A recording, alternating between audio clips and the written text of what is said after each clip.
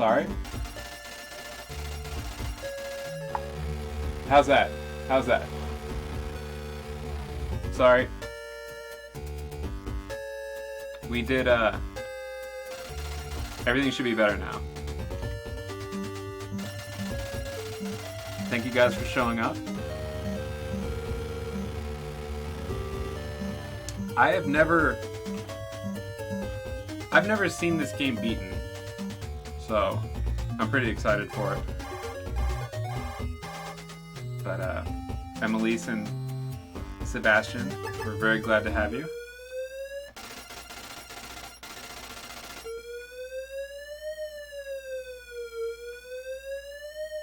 So do you know the codes, or do you have to just like check every frequency until you find something? Oh Lord, no. I have them written down because it just tells you. There isn't like a saved list like in other games.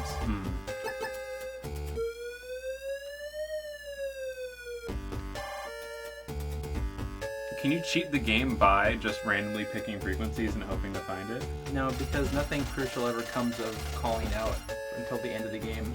Oh, okay. Usually it's just a big boss barking at you. Go ahead and repeat the story of the development, because Sebastian mentioned that this game is a hot mess. Yeah, so this game was lifted from Kojima's hands without telling him before it was done on the MSX. Konami just sort of picked it up and said, hey, let's make money on this, and you guys do it for less money than we're paying Kojima in a shorter amount of time. Mm-hmm. So, like, the NES has a smaller color palette, has smaller cartridge storage space, it has a different resolution.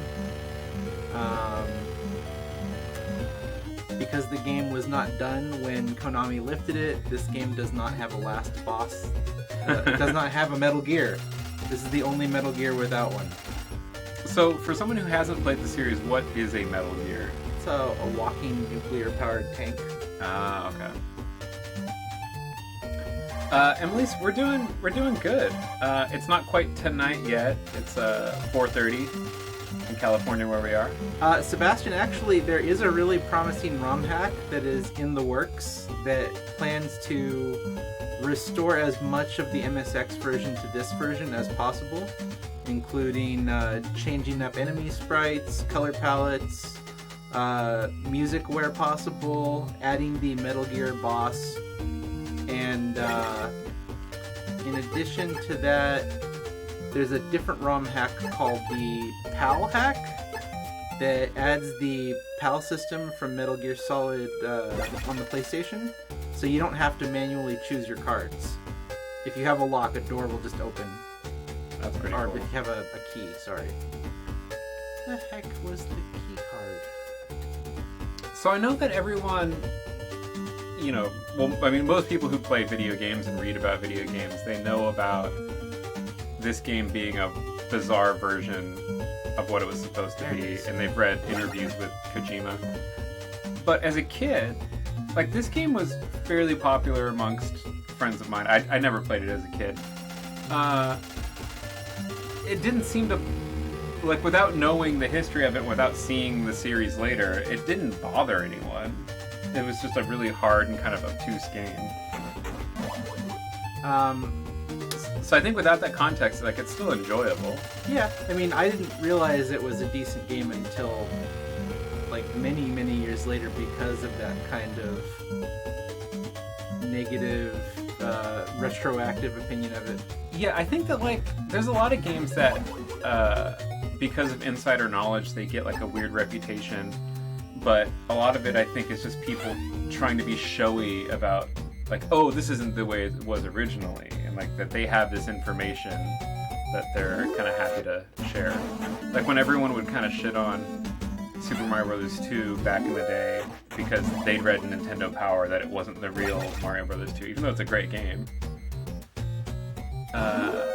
Sebastian says, that's not what I heard. I heard it was just badly translated, and... Oh, it was badly translated. And in remixing the layout, they didn't put the proper codec messages into the proper rooms. That might be true. I don't know. That's not the case, but it was not translated well at all, considering the MSX version was never translated to English in this generation. ZID, thanks for dropping by. Sorry you can't watch. Yeah, I'll definitely make a highlight of this. Yeah, if there's ever... I don't imagine there's a lot of super exciting shows that we do that people would really want to see again, but if anyone ever wants, I'm happy to highlight stuff. Because as it is right now, I only highlight things when I have a personal interest in.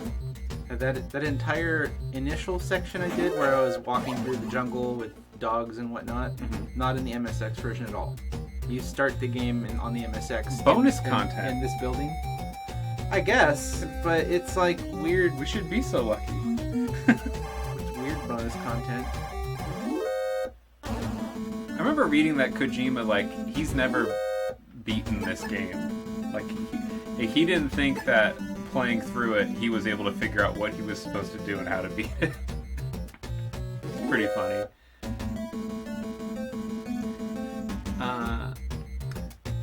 The alarm system is different in this. In this, it like the game forgets an alarm has happened on the previous screen.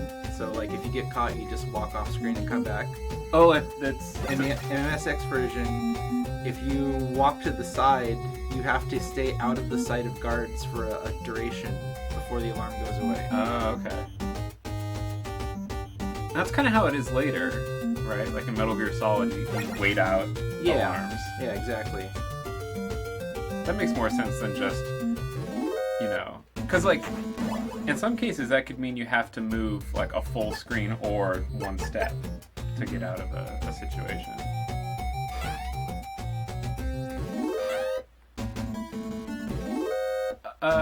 So Sebastian and Emily's, no Halloween plans tonight, or are you just dropping by for a little bit? What's going on with you dudes?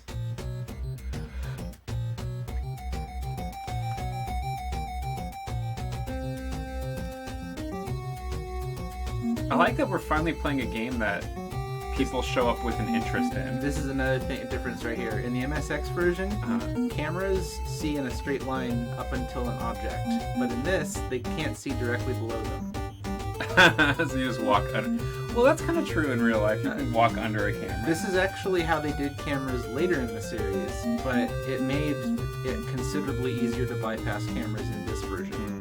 Because like normally in the MSX version, you would have had to walk down the wall there, and then before it comes back up, like quickly hide behind the wall, and then as soon as it moves past you, then go back.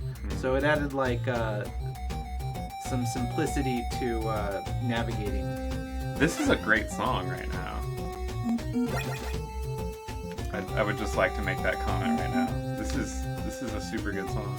There is also a difficulty mitigating trick in this I'm doing right now where consumables respawn if you look at your radio.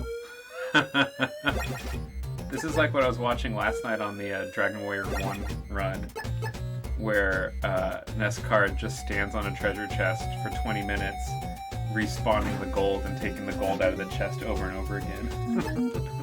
And it's crazy because, like, he didn't think it was going to be a viable speed strat because you waste all this time, like, getting gold but no experience. Like 20 minutes in a speedrun is a lot, even for a 6-hour speedrun. So I just rescued this guy. He's free now. Oh, but he's just gonna stay there? Yeah, he'll get out on his own or something. Okay. Oh no, poison gas room. I can only hold a card key or a gas mask at a time. They're taking up your pocket? Yeah, so I have to run through the room with my gas mask, and then quickly swap to my card and take a tick of damage to hold the card and get out of the room.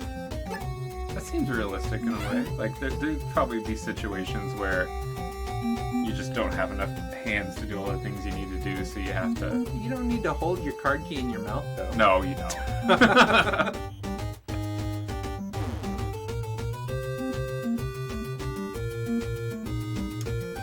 Did anyone watch last night's Dragon Warrior run on the Best of the NES marathon?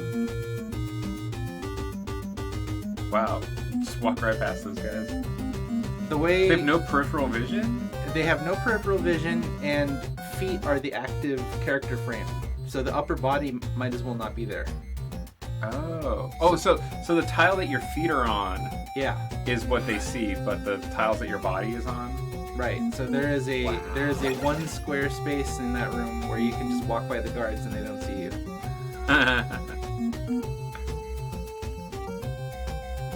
It's almost a shame that you're playing this, because if I was playing this, I would be getting wrecked by every single thing trying to figure out how this game worked.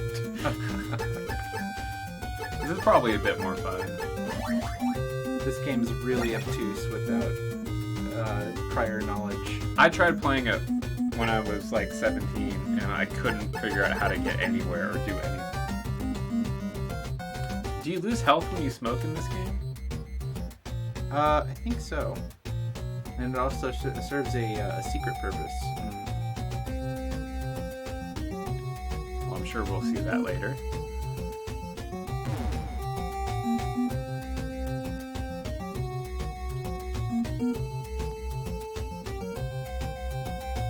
Oh, Sebastian, I looked into the Henry and Glenn comic. I saw what you wrote, or what you sent me, like the kind of response to the comic. I'm kind of interested to maybe get a copy of at least one issue to check it out.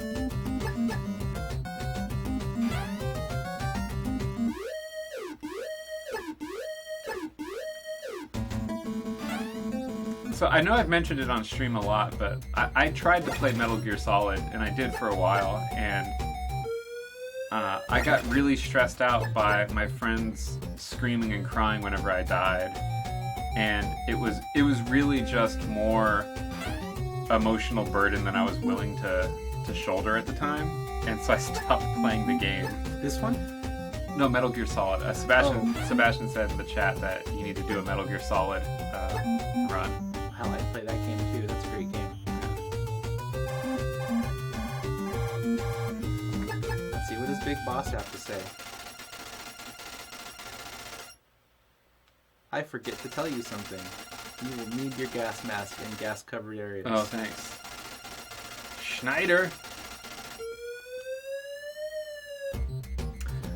Oh, so I looked into the Death Dealer comic, Sebastian, and it's based on a Frank Frazetta painting, I think called Death Dealer. As so many good comics are. From the 70s. Yeah, I mean, that guy and his fucking fantasy art is so awesome.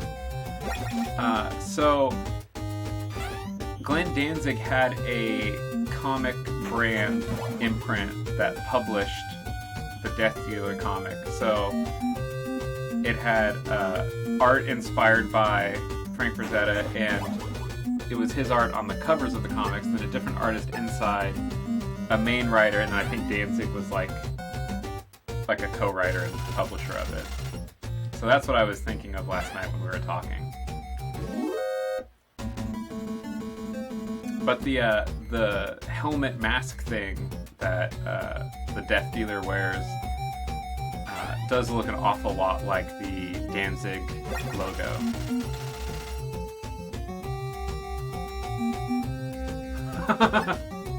Please do, Sebastian. I hope you just copy and paste that every time we die.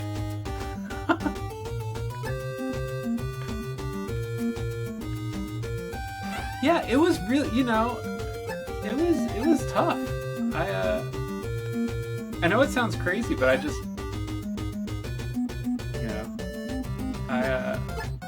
I didn't like hearing people cry and scream like that.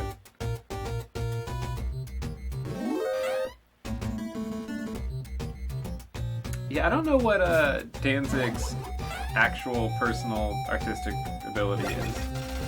Located cardboard. Oh, good. Is that cardboard? Does that mean it's a box you can hide under? Yeah. Or is it just a sheet of cardboard? Oh, who left this here? So can they see you while you're in that? If I don't move, I'm okay. But they still, They it still hurts walk if they into touch you. me. Oh no. Ah! This is awesome. We've got a problem.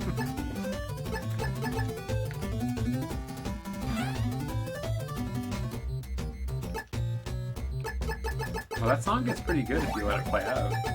Yeah, it starts speeding up and getting all weird and crazy.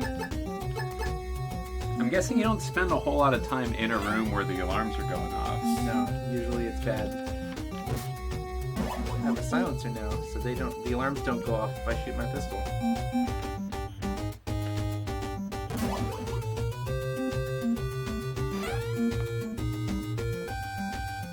So in the process of getting that headset microphone sorted out for the upcoming race with Frisky, I discovered and changed a bunch of settings on the audio gear here. So I feel that right now the room mic sounds better than it ever has. But if like the levels need to be adjusted, or if something starts sounding strange to you, or if we lose audio entirely like we did earlier, just let me know. Do you have to rescue everybody? So there is a when you rescue a hostage later on in the game, they say, "Oh, well, you'll need the rocket launcher to kill this boss. In order to get the rocket launcher, you'll have to call this girl, but she won't talk to you unless you're classy." What does that mean? See where it says rank and there's a star? Oh. Every 5 or 4 hostages you rescue, you get another star. So she's a gold digger? Yeah, you have to have max stars or she will not answer the radio and give you your vital boss defeating items. Yeah, Sebastian, did you not hear it? So another streamer, a really nice guy, Frisky89. He's a Canadian streamer. I met him when he was doing a blind playthrough of Resident Evil 4. He suggested that we could do a Mario 64 race, which would be mostly blind for me because I've played very little of that game. So we'll either do it... This ranked up. Now I can carry more ammo and more healing. Have a higher health cap. Oh, cool. Rank up is genuine level up.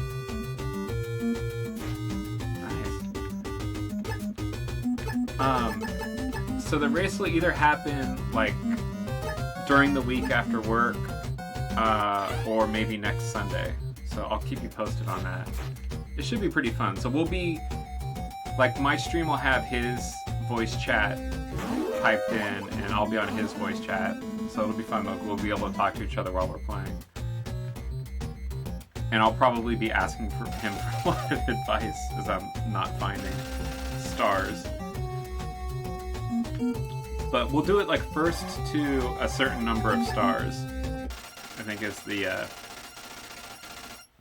like the criteria won't be beat the game. Because I honestly don't know what the criteria for beating the game is anyway. Let's just get to the last Bowser and kill him. It seems simple enough. Problem is that the game is gated. Each percentage of the game is only accessible once you've collected enough stars. Oh, okay. And there's like more stars than you need to progress in each area.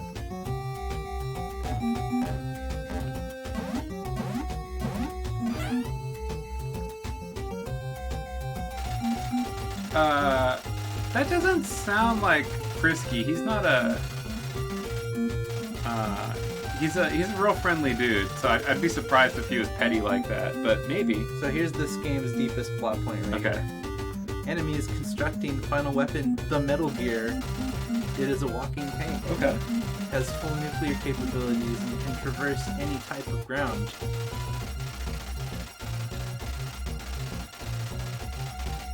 Oh shit.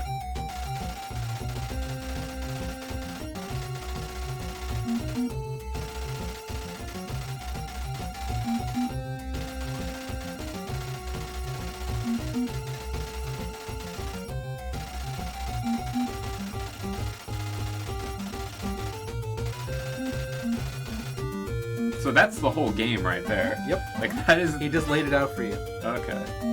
I mean, I completely agree. Like that sounds like a very dangerous weapon. It should probably be destroyed. I have no problem with that. Oh, you're in the way. I'm the shotgunner. Can you move, guy? You're kind of standing in front of your own text bubble.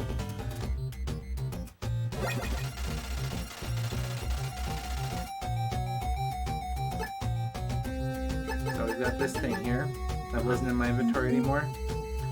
If you carry that around with you, it makes it so the enemy tracks you and every room is an alarm room. Oh, so can you dump it? You just dump it.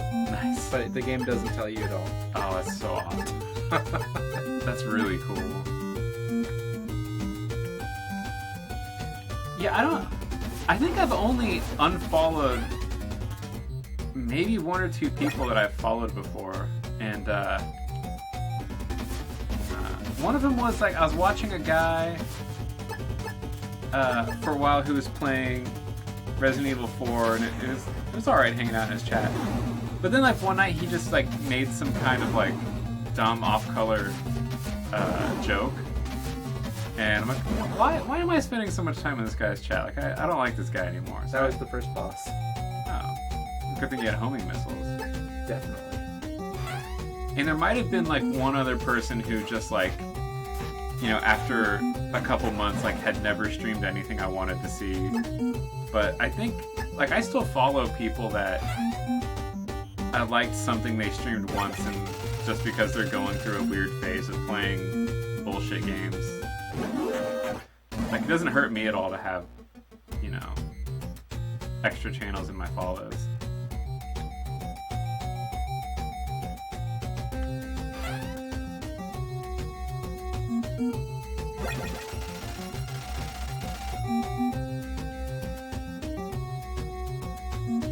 Bomb blast suit, totally deceptive item.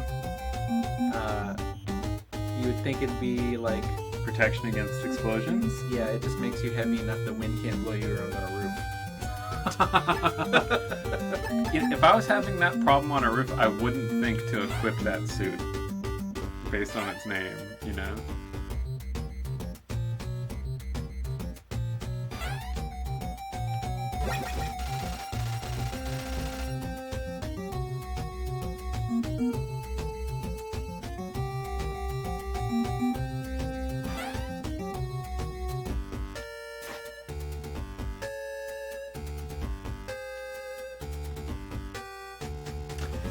Oh yeah, I'm not gonna follow anyone who's, you know, So this right who's here, saying racist shit or sexist shit. this right I don't here need is that. a very common point for people that don't have a GameFAQs or some other source of info to stop playing the game, because this is a Lost Woods.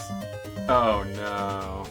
There are vital items in that area I was at just now. Mhm. And if you leave without getting all of them and don't know the secret method to walk back, you're fucked. That sucks. Nowhere in the game does it tell you how to traverse the two Lost Woods either.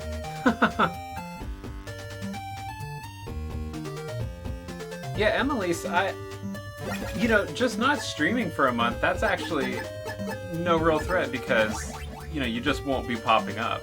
Like, you know, like people who like, if someone's gonna do like a month of Halo or something, like I might think that, yeah, this is just a streamer who's not to my tastes. I don't necessarily need to follow them.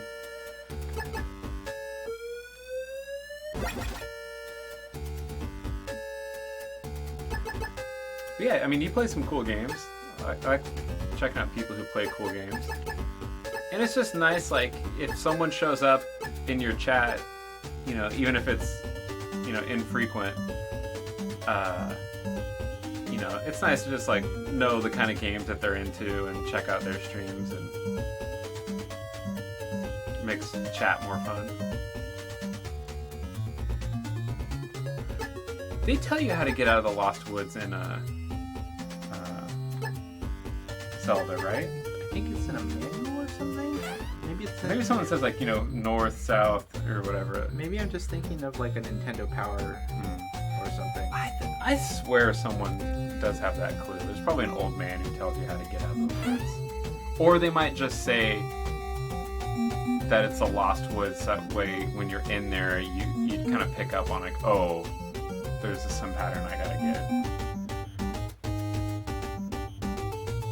Come on, that's not really shots fired.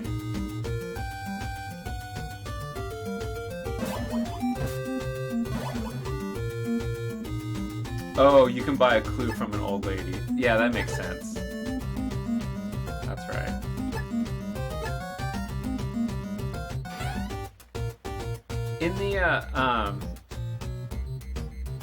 In the manual, they call the old lady Impa, don't they?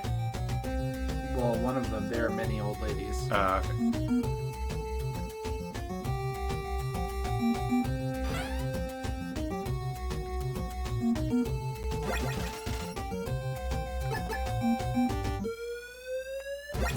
I stopped advertising song requests my titles because people would just come in and request troll songs, and someone requested some racist video and some KKK people. Luckily, it takes currency to request, and it didn't go through, and my mods were able to ban him. Wow, that sucks. I'll be honest with you, Sebastian. I haven't been watching your stream while you're playing Halo anyway. It's not a good game. Oh, I didn't even... I just picked a game that I'm not particularly into. It wasn't a particular shot fired at you. Super shots fired. No, it's fair though. I mean, like...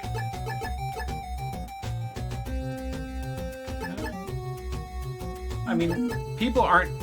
You know, I don't expect people to turn up for Arcana. You know, when I was playing that. That's true. That game was crappy and boring. Just think of all the people you could have gotten to come into your stream for, like, less than a second if your preview picture had been the last boss. Yeah. The last boss is way better than that game. No, Sebastian, I like watching you play games, but I much prefer to watch you play games that I'm kind of interested in. Oh, this shit game. I came in some night and you were playing some Star Wars game I didn't care about. I just chit-chatted with you.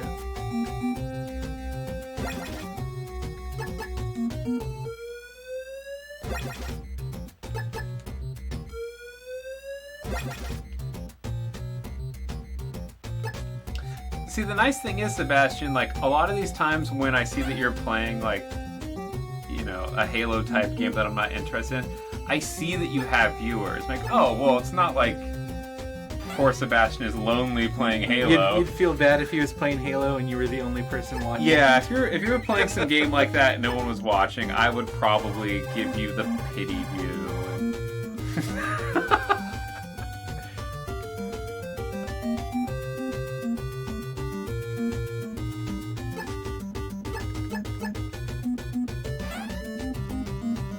So it may not be obvious, but this building that I am in, Building 1... This is Building 1?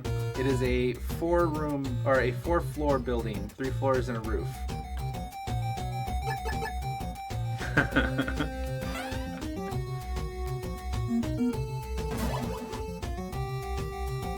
Boom, dead.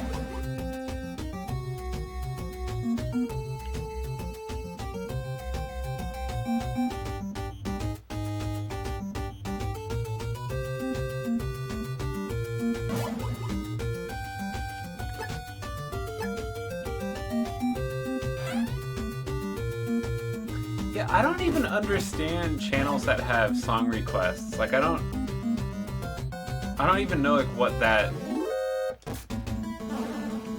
that's all about. Not everybody was playing a game that has music that stands up to recreational watching. You know, like if people are playing a fighting game, nobody wants to hear your character's theme forever. Or even just like repeat stage things when they can have like requests for any music they want. So does it play music off of like Spotify, or does it play music off your own hard drive of like your own collection? Do you have like a curated list that people can choose from? So you have an interim software, I think it's Nightbot that handles it. Okay. And Nightbot interfaces with some software or plugin for your stream. And then people just do like exclamation point song request and then paste in a YouTube link to any music on YouTube. Oh, okay, so it plays off YouTube. I gotcha. I think it can also do it off Last.fm.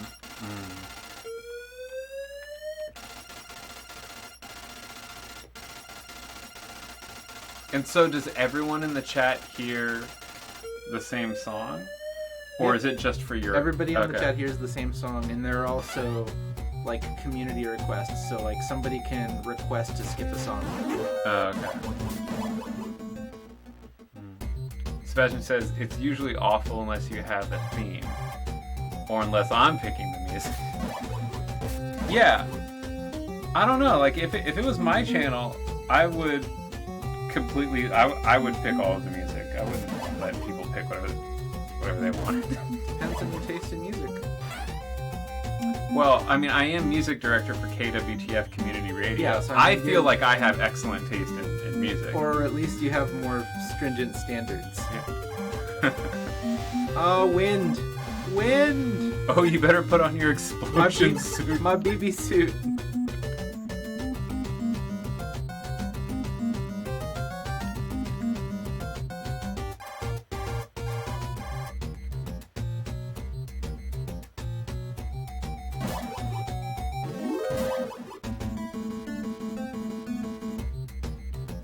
Is this still the roof?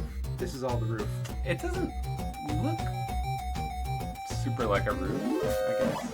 It's pretty orange. You know, if someone, like if no one had told me, I would have thought that this is just another warehouse.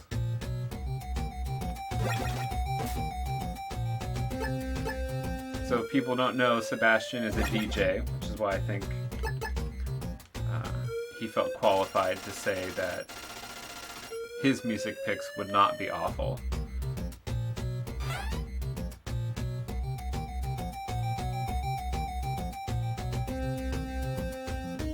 Yeah, most often if I go into a channel and there's music playing, it seems like it's always K-pop or J-pop.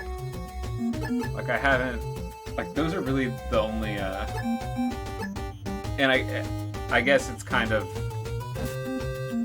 you know, I don't go into just any stream, so it has a lot to do with the kinds of games I'm looking for, but that seems to be common for me. Requires a different one. Okay. I was just failing. Bye. Good luck getting out. Yeah. You're on your own, kid. So this next part here is super easy to accidentally kill yourself. I've done it several times in practice. It looks cool though. Oh yeah, lots of bad game remixes. So Dubstep Lost Woods. what's implied here is that this is a weird rope bridge going from one half of the roof to the other half of the roof. Okay. If you fall off, you instantly die, and you start back at the beginning of the game. The beginning of the whole game? You don't lose your stuff when you die, but you do just get teleported back there. Anytime you die in this game, you go to the beginning. Right. No shit, I didn't know that. That area that they just added into the game. I'll let them do this. See that purple thing on the wall over there? Uh-huh. So if I get caught, now it's electrocuted. I can't walk on that without taking damage. A lot of damage. So I need to find a way to kill these guys in a way where they do not figure out that I am there. Yeah, that's important. Oh, that is a lot of damage. That sucks hella bad too, because your death is so quick. Right. It's kind of hard to figure out what happened and what went wrong. Oh, you didn't go to the beginning of the game. Oh, I guess it doesn't do it in that case. Usually it does. So I think the correct way to beat that guy is to just slap him with a rocket. Sebastian says, if you have a parachute, you don't die. At least in the MSX version. Right, there is no parachute in the NES version. So, My question is, why do people want an NES version that's been modded to be like the MSX version if you could just play the MSX version? Like, what is better about this game that people would want it to be? I mean, it's hard to run MSX stuff off of an MSX or an emulator. Okay. I can also use the radio trick to make floor traps disappear. That's pretty funny. So, the same reason you've got, like, repro cards. Mm-hmm. If you had a superior version to Metal Gear, you could have a repro Metal Gear cart that is, like, on an NES, but is functionally similar to the MSX. Or you could emulate it on the boundless amount of devices that have NES emulators. Oh, compared to... Okay. MSX is weird to emulate because it's an actual computer operating system. So is there anything about this game that's superior? In the general Only community opinion? Only in terms of, like, difficulty. I mean, I guess somebody could play this version first and then go to the MSX version and be like, oh, it sucks that you can't walk under cameras. Is the music similar? The music in the MSX version is better. But is it like the same songs? No, it's different songs. Oh, okay. The MSX version features the song Theme of Terra, which it's a pretty good song. Okay. It's, like, of this era, but pretty good.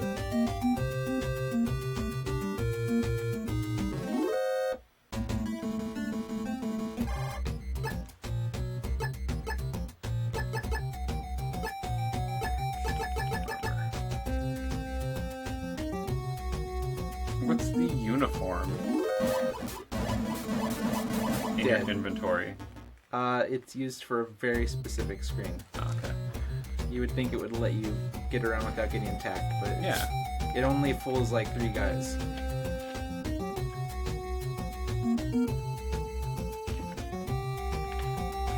I like in the Simpsons movie when Homer steals like a bellhop's uniform or like someone from a hotel, and then he fools the army guys, and he's got like a tree leaf taped to his chest, like, as if it was like a military medal.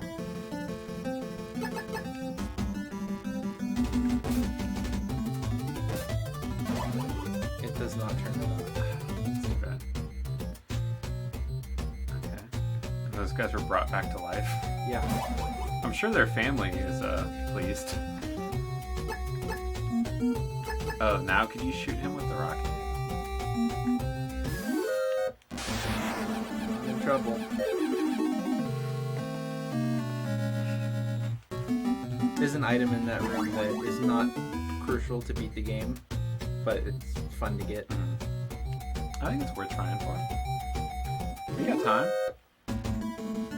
Halloween's been canceled, so we got time. What did you think of the cookie? Oh, I'm sorry. It was really good.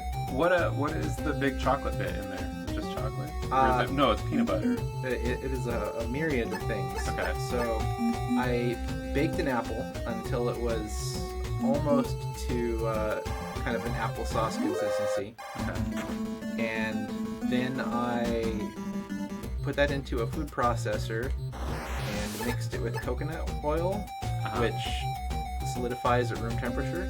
Yeah. So after that was mixed in at the 78 degrees. Okay, you would know better than me. Sorry. I have the binoculars equipped. That's what's going on. After I did that, I tossed that in the refrigerator for a bit until it solidified. I fucked that up. Thanks, binoculars. I substituted 6 out of 8 ounces of butter in a cookie recipe with that. So nice coconut apple flavor there. Then I substituted 2 out of 12 ounces of flour with coconut flour. Okay. And Coconut flour? Yeah. I've never used that. It doesn't have any gluten. Huh. Then I made like Reese's grade dessert peanut butter by mixing peanut butter with powdered sugar and vanilla extract. Okay. And I rolled that into balls.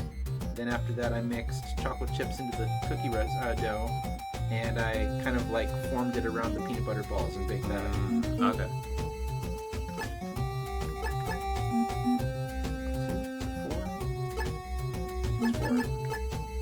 There are 8 key cards in this game.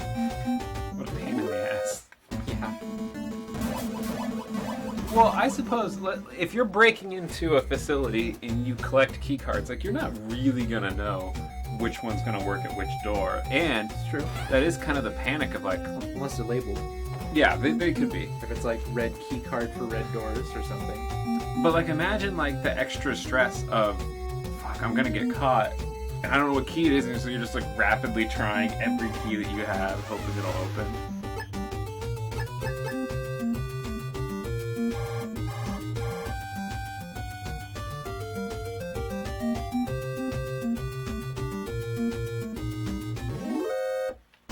I watched a video earlier on, actually 2 different videos from 2 different companies of candy corn production to finally understand how candy corn is made. What did you learn? What fascinating trivia did you learn about candy corn? Marshmallow is a key ingredient in the, Really? yeah.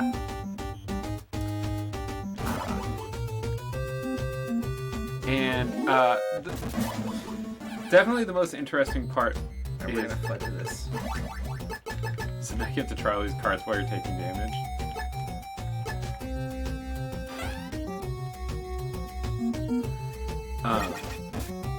So the shaping of them was the most interesting part, I thought. And so they have these like conical molds that a spout will put in a white drop of the mixture, and then an orange, and then a yellow. And because it cools rapidly and it's of a certain consistency or viscosity, that the second layer won't drip into the first layer, and so like they'll kind of cool on stage. It stacks it. Interesting. And that's how they make the shape. And then they cure for 24 hours, and then they're not, like, they're stored in wooden molds. Like the conical mold is wood. Like grenades popping out of a cardboard box. Yeah, that's pretty silly looking. Also, that top part, don't you pull that out of the grenade to activate it? Yeah. the little clamp thing? Well, this is a grenade launcher that shoots hand grenades. That shoots hand grenades that haven't been activated.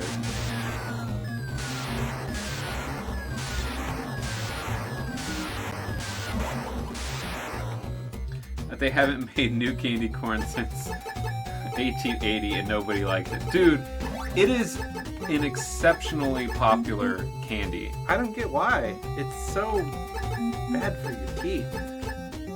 What candy isn't? Like, Well, I'll put it this way. I have sugar sensitivity in my teeth because I've gotten a fair amount of cavities. okay. I can eat a Reese's peanut butter cup and my teeth will not hurt. Mhm. If I eat candy corn, it's instantly painful. That's ridiculous. Same thing for donuts. Like whenever Makara brings donuts, yeah. it's like I can't do it.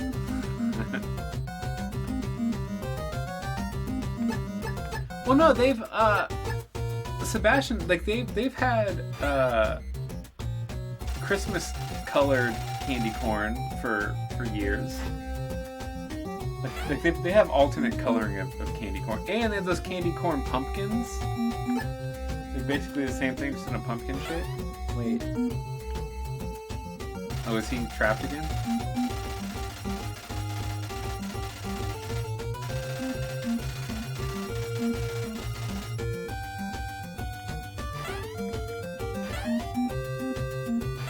That was weird. I got a weird sound and my rank is down. Did I accidentally kill him the first time? Yeah. I thought you had 2 stars.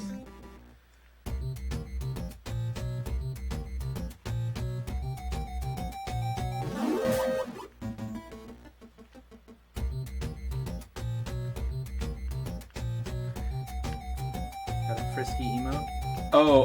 So Sebastian's claiming that all of the candy corn was made in 1880. No, we're still eating candy corn from then. It is a very popular candy. People love candy corn. Frisky, what is up, dude? You know, it's refreshing to see the cat-eared Kappa. There's been so much Bob Ross Kappa. Although, I mean, it is a joy to me to see Bob Ross like really breaking into youth culture in 2015 from the grave. it's pretty fantastic. But yeah, good to see you, buddy.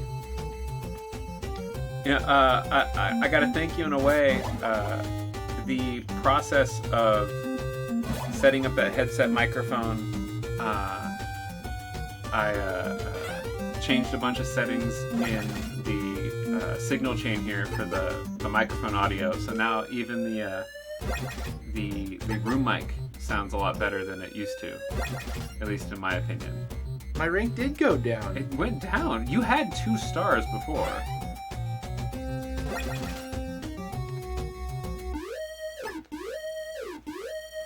Yeah, we're just having a fun, 5 p.m. Evening Halloween stream without any scary games. Sebastian says, candy corn people go from trash can to trash can on November 1st for covering unused candy corn, which is like 98% of it.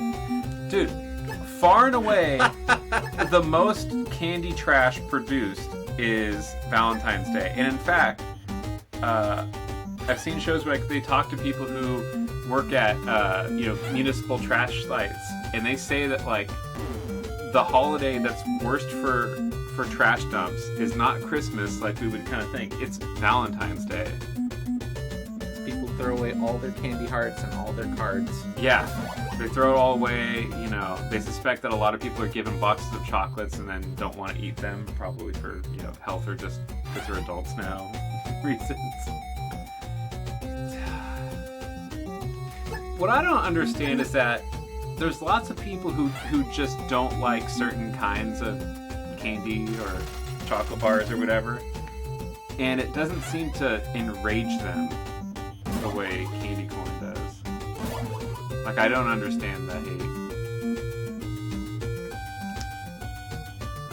How's Walking Dead, Frisky? If people don't know, Frisky has been streaming the Walking Dead video game, which is like a kind of choose your own adventure video novel, kind of like this modern style of games where you sort of play a story and it's not like a physical Twitch skill sort of game. It's a storytelling game where you make choices and people live or die based on that, and your story changes. Seems pretty interesting. I've never read the Walking Dead graphic novel or seen the show, so I wasn't really familiar with the story, but it looked really cool. And I think that maybe if it was that game with a different theme, I'd be super into it.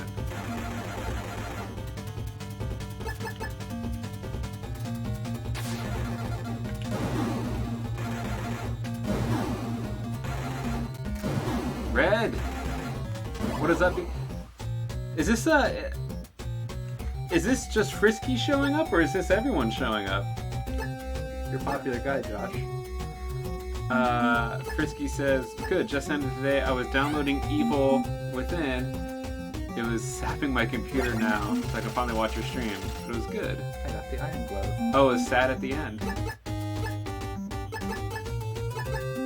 Yeah, I think the scene I remember, and cover your ears if it's a spoiler, there was, so it seemed like you're in like a post-zombie apocalypse world. You're a girl who's like taken in by this group of survivors, and one of the guys is kind of like commanding bastard, and he pushes a dude off a rooftop, like one of the other survivors, because he'd like wasted their supplies, and it seemed like maybe if you had done things differently in that scene, like they wouldn't have died, you know, because like you and another girl were helping him with a task, and because it hadn't gone well, this guy got pushed off a roof. And Frisky was saying that like there's people who die and like won't show up in the next season, but like they might if they lived through it. And it gives you stats at the end of the level showing like your decision making compared to other people's decision making, like the percentage of people who chose certain actions. Sounds a lot like this other game that gained a lot of popularity recently on PS4 called Until Dawn. Okay. I don't know it. No. So it's a choose your own adventure, some moral decisions, some quick time event decisions. Okay. Horror movie that has all of the tropes. Nice. So you start off with your group of despicable teenagers or young adults off to a isolated mountain retreat, and over the course of the game, any or all of them can die, but all of them can also live. Okay. And it's like, it has some mystery elements, it has a lot of jump scares, it's got like some supernatural stuff. It's actually really interesting. That sounds really cool. Like the first time I saw somebody streaming it and I was just watching it and I was like, oh, okay, whatever, it's interesting. And then the next time I saw somebody play it, totally different stuff happened. Frisky says, yeah, exactly, just like Until Dawn. Red said that, and then Frisky says, yeah, the first season affects second season and all that.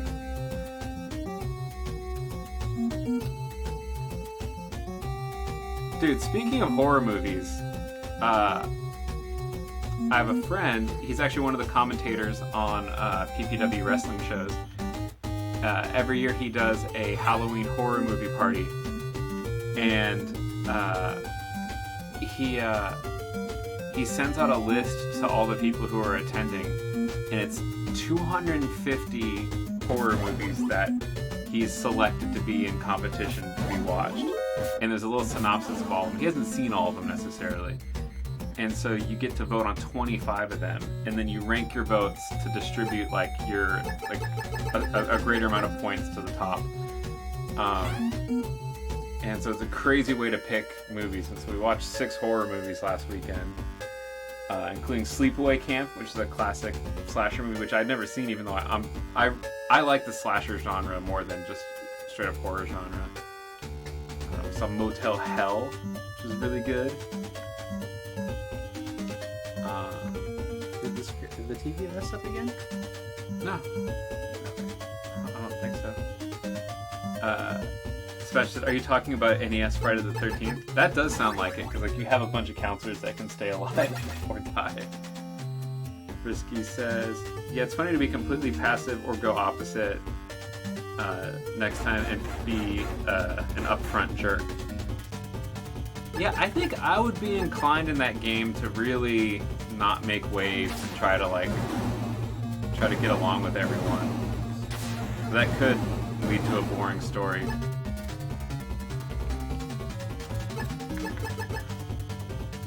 But yeah, dude. So Sleepaway Camp, none of us in the room, even though like there was a lot of like big time horror guys, and I'm pretty into the slasher genre, not one of us had ever seen that movie. And even better, not one of us even knew that there might be something surprising at the end. And so we were all hit completely off guard.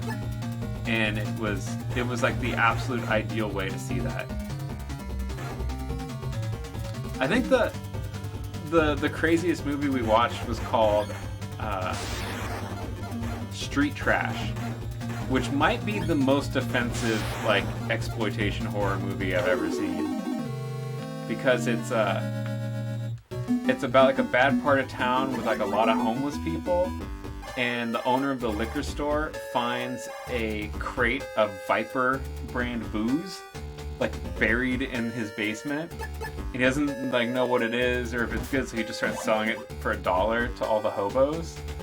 and then it has like a negative effect on them. And besides that, it's just really, really mean-spirited towards homeless people. And I've got to think, like, I think hobos are kind of funny, but only in that sort of... At least until they walk into your office unannounced. Yeah. But so, let me make sure I'm clear of what I mean. Like, in media and movies, when there's like, you know, people who wander from town to town and they enjoy living off the grid, and you know, these people with money and homes, they don't know how rich you can be without being materialistic. So there's that kind of like fun, vagabond kind of classic hobo in movies. I think that's really, you know, I find that amusing. But this is just super mean-spirited, and it's racist, and it's sexist, and it's crazy mean-spirited towards homeless people, but it's also like one of the like craziest special effect horror movies I've ever seen. So what are these negative effects that Viper Booze has? Well, if no one minds me spoiling it, it makes you explode and melt in a bunch of colors, and it's crazy. Unexpected. Would not have guessed. So there is a lot of exploding hobos.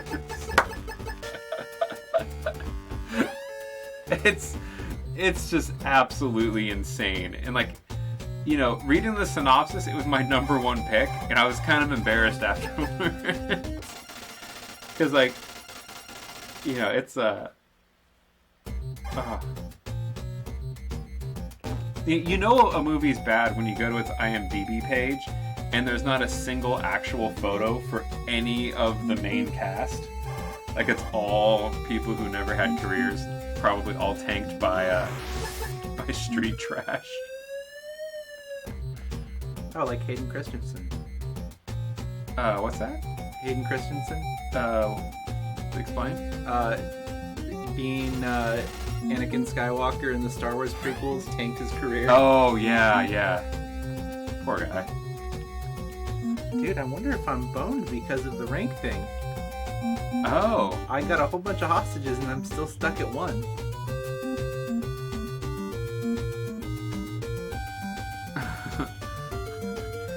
Yeah. What you talking about is definitely a frisky-ism. Yeah, they're E or maybe Z list actors. Oh. There you go. So, I guess if you kill them, they respawn where you first got them. Oh. That's convenient. How did you accidentally kill that guy? In the first place? So you've got punch, and then the other button is whatever your weapon is. Oh, okay. So I think I was hitting A to, like, get through the text, and I shot him in the brain. We got a Stevie, what you talking about? You're all Gary Coleman's. What am I doing? I need a key card, that's what I'm doing. Getting distracted here. What you talking about is not a Simpsons reference. It is a Simpsons making a reference of Gary Coleman. Because that was his key phrase on whatever show he was on. What, Family Matters? No. I don't remember what. He was an African-American actor that was in an American sitcom from, like, the 80s? 80s or... Yeah, Urkel was Family Matters. Yeah, you're right. It was a different one. I need key card 1. There's so many, like, movies and TV shows that I didn't know that I knew, but I only knew them because of, like, how much The Simpsons had made references to them. And obviously, like, whenever you see Citizen Kane for the first time, and you just go, oh, this is, like, all Mr. Burns. Or, you know, when he was running for governor, and then, like, 1,000 other references. Yeah, Urkel was Did I Do That? Actually encountered Gary Coleman at one point at E3. It was super bizarre. I guess Different strokes. I guess he was there to play Tekken. Why?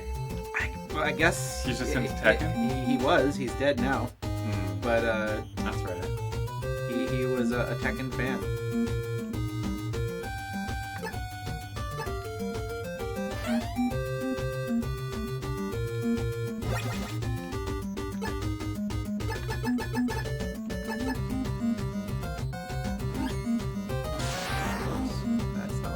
I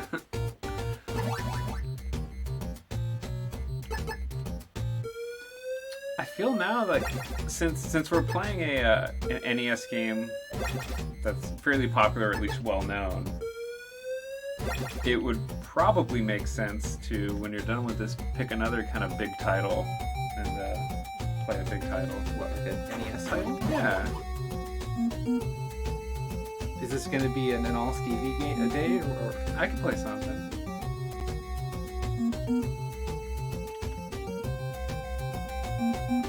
I mean, it would just be a shame to take this bit of steam that the channel hasn't had for a while, thanks to Arcana, to pick up and run? and run with it. Look, guys, we're still alive. Yeah. We're not playing Arcana. This is the only place in the game where you can get stinger missiles. So whenever you run out, or whenever you reduce your maximum cap by killing somebody by accident, you have to run all the way back here and stock up again. Okay. It's nice that the prisoners come back. Yeah, I have never seen a speedrunner do that, so I was not sure what I had to do. Oh, Frisky, dude, I forgot to ask. Yeah, it should be a 24-hour Stevie-thon. How did your red challenge go in Resident Evil 4? And I'll explain this for everyone else. Red One, who's in the chat, issued a challenge, and I'm not sure if he's done it before or not. But All these pog champs. play through Resident Evil 4 using only the shotgun that you can find, your original gun, and your knife. I think that's it. And, Shotgun, pistol, and knife. and you can only use plain green herbs uncombined. You can't use red or yellow herbs. And there's some other bullshit too, I think. Sounds really, really hard. Sounds like a super pain in the butt. Seems like it would streamline your inventory at least. Yeah, so when I've seen people do the knife-only challenge, which I think you're allowed a gun for situations where like you can't action, that's probably like a boss thing. But oh, and you get the broken butterfly because you find it. No case, no merchant, no fun. Yeah.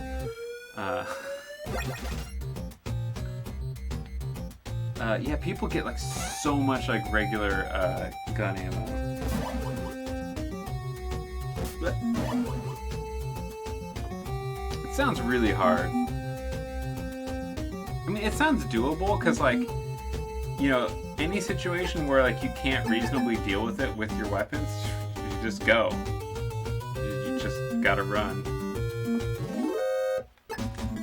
I think there's very few places, and I'm kind of thinking of like the Cranks with Ashley, where you're gonna have to fight a bad situation and try to survive it, because you can't just run through that.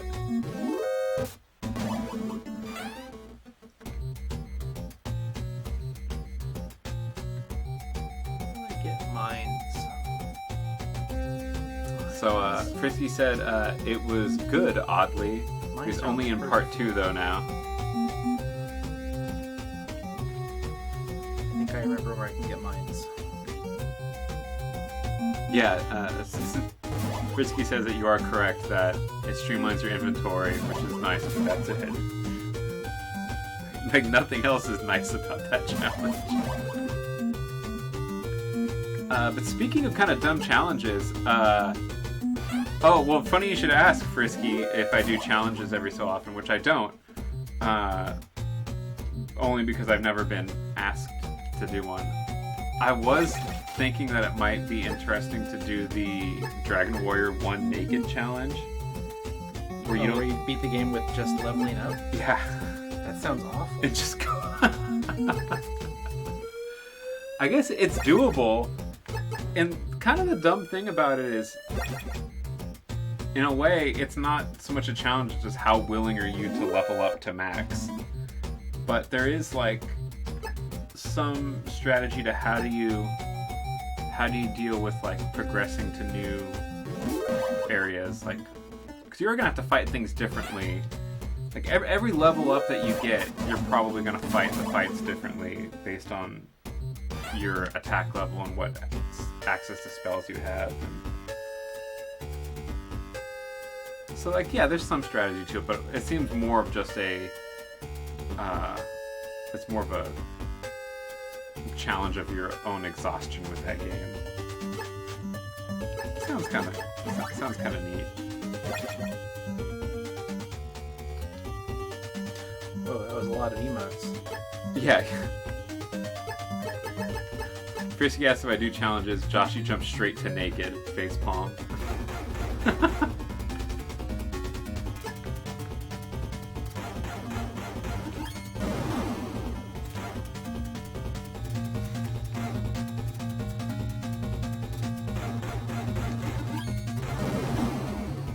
I only meant naked in the sense that you don't get weapons or armor.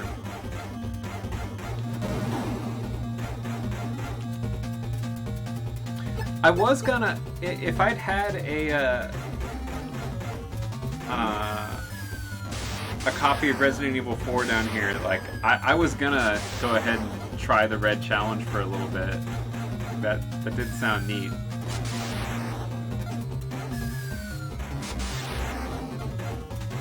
Like, I'd probably do the Wii version, because that's the most fun version right now, but, my Wii wasn't behaving last time I tried to use it.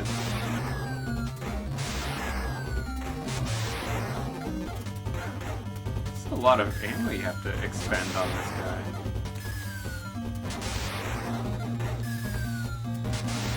Well, yeah, it's much more elegant when speedrunners do it, because, there is a glitch where you just stand in the right place and walk by the tank. Oh, okay. Okay. Oh, I read the pace bin. I think I could do it.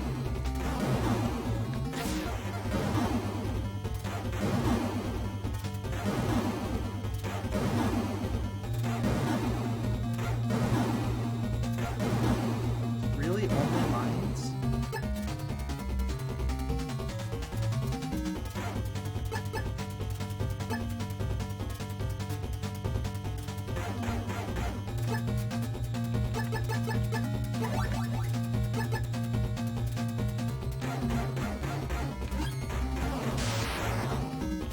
Is that like a super mine? It's a timed explosive. Oh, okay. That one looked like it missed.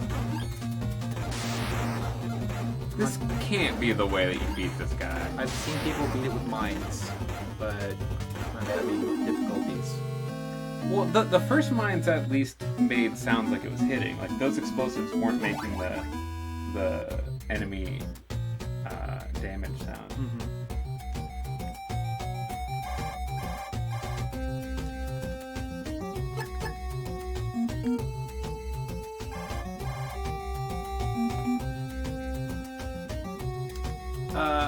So Frisky, I figure like next Sunday would be a good daytime to do the race. Otherwise, maybe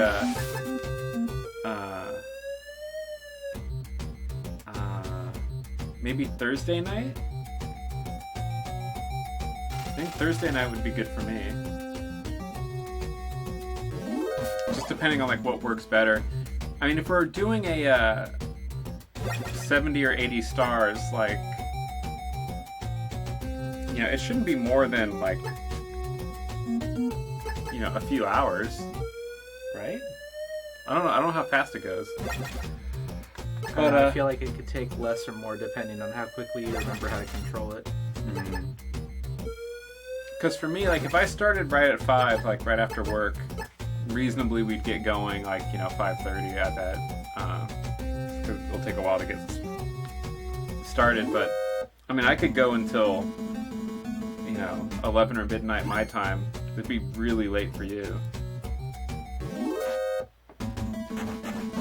I'm sure one of us could get that amount of stars before it got too late.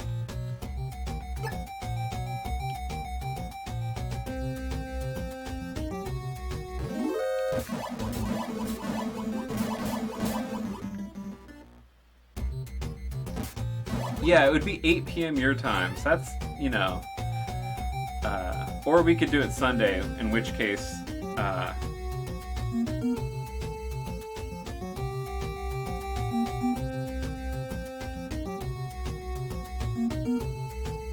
don't know why Red is doing the terrified face. House on fire, BRP. Oh, that poor Japanese man that burned his apartment down on Twitch. Or Nico Nico. That's unfortunate. Yeah.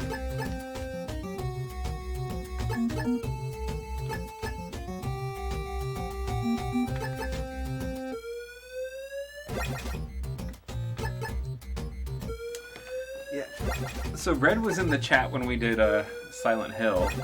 Keeps asking when we're gonna do more Silent Hill. Not with me, certainly. Maybe, I don't know. I could be persuaded to do it, but not my favorite series. Yeah, that's my favorite of the games, definitely. I'd be much more into any Resident Evil. Mm-hmm. Frisky's unwreckable. I don't know, dude. Wait until you get in a race with me with Mario 64. See how wrecked you can get. That's my shots fired. Damn. This guy right here.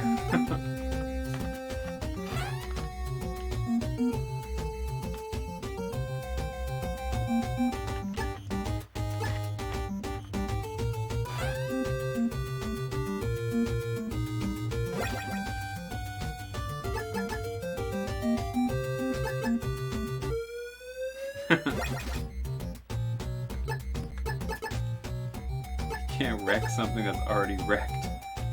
Get good, Red.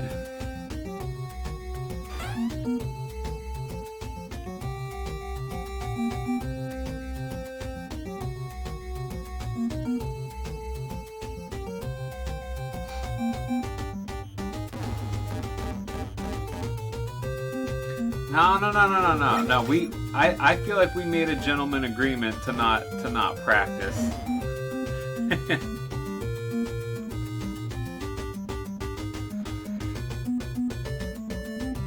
What's crazy is that like all of the like high-level Mario runs, like they use movement that is so far from anything a normal person can do without practice. Like it's not just That's for real. like, oh, and like in some games like people just know how to like how to get through rooms quickly, or how like they know which enemies that they need to kill and which they don't, which saves like so much time off of a casual play.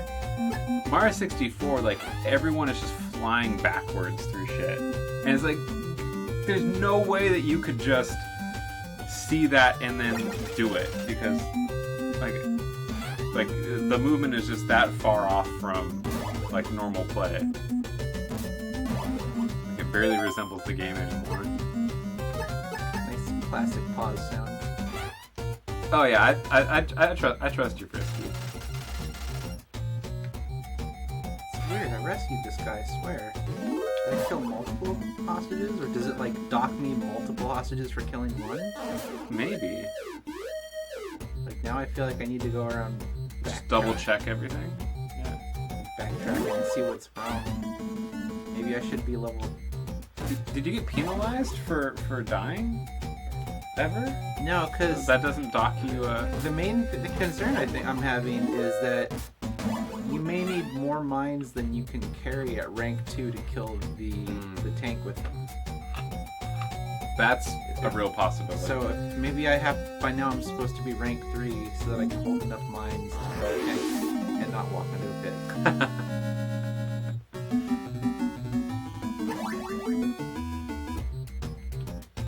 Man, I'm really enjoying this soundtrack. Even though it's just 2 songs. It's really good. I think there is a third song that plays in one part of the game.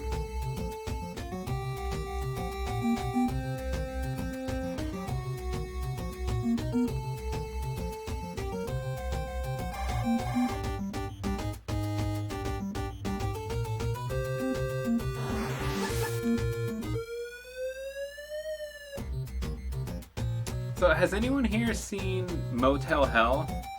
I know, Frisky, you're not into horror movies, but it's Halloween. Dude, 2 good songs. I mean, that's one more song than most bands that we've ever heard of have had. Yeah.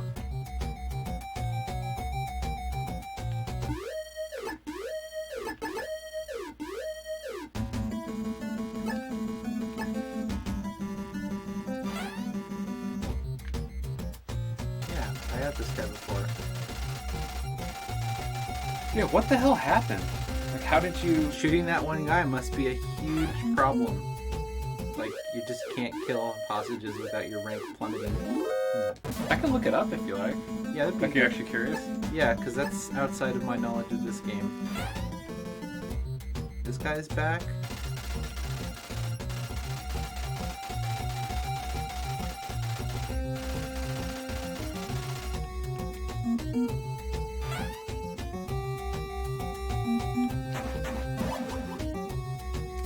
So, Motel Hell is about a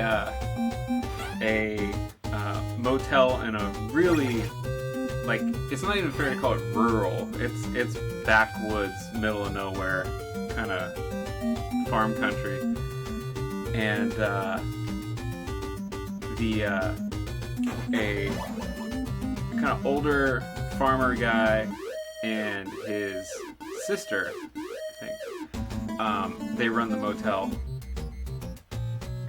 and they have a habit of trapping travelers and staging, like, or causing accidents to their car that will cause them to be injured and stuck in the area.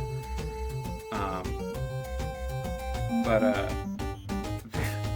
the craziest thing about it is that they, like, trap these people and then bury them in the yard, but only, like, up to their necks.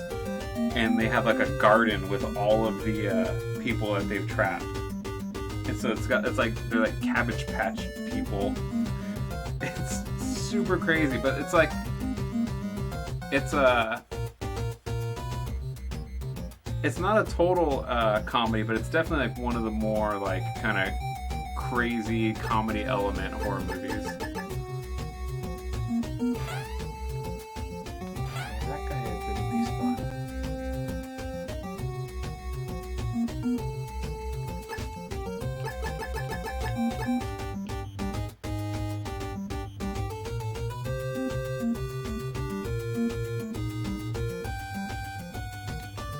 Scrambling to remember where all the hostages I've rescued are now.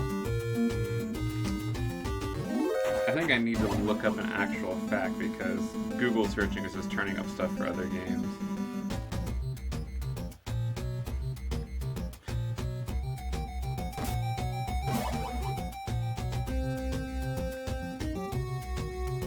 Oh, is that movie just coming out tonight? It's not a movie, it's a series.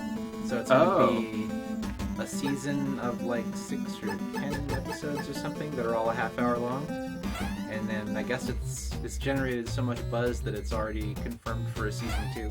Wow.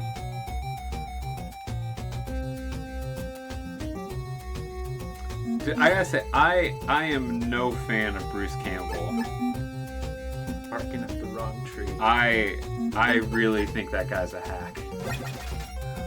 I know he's never claimed to be anything more than a hack, but he really bothers me. I've never seen Quarantine.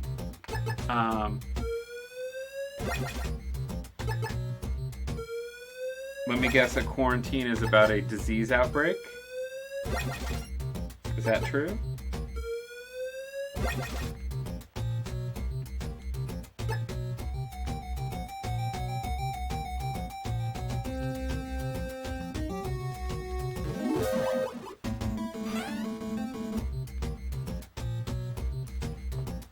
So I'm looking up some info on Metal Gear.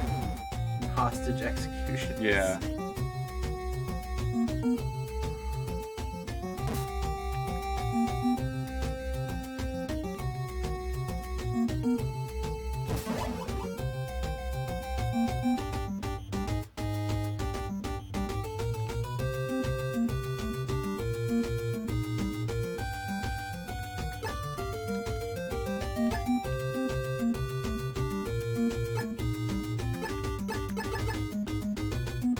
If anyone just happens to know,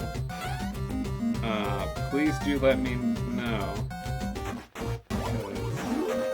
I'm having trouble finding out exactly.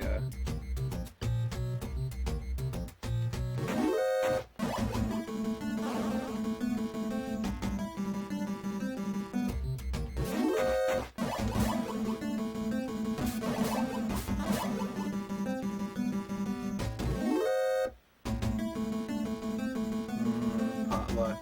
Delicious.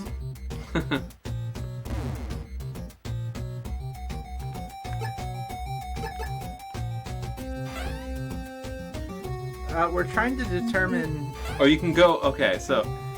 You can also go down in rank by accidentally or purposely, for feeling like it, shooting and killing freed hostages. Say, how severe a reduction? No. But 2 stars is 5 to 9, 3 stars is 10 to 4, or 10 to 14, and 15 plus is 4 stars. Alright. I gotta find where more hostages are. Frisky, I accidentally shot a hostage trying to scroll through his text. A funny predicament.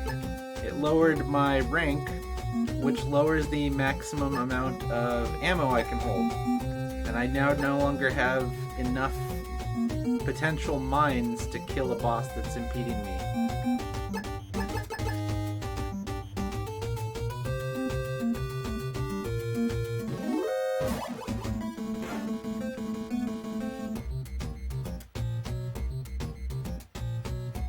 Oh, that's why you were talking about... I thought you found potluck in the game. But... No, I'm not insane. I might sound like it sometimes. Well, I didn't know that there wasn't potluck in Metal Gear. Yeah, all the soldiers bring rations. I don't know, like...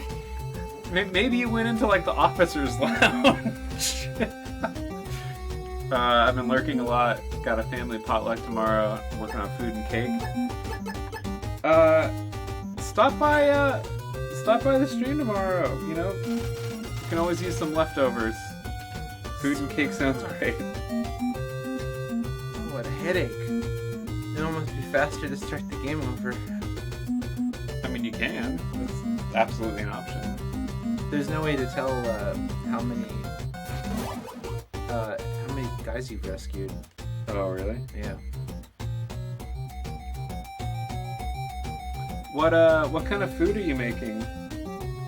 If you don't mind me asking.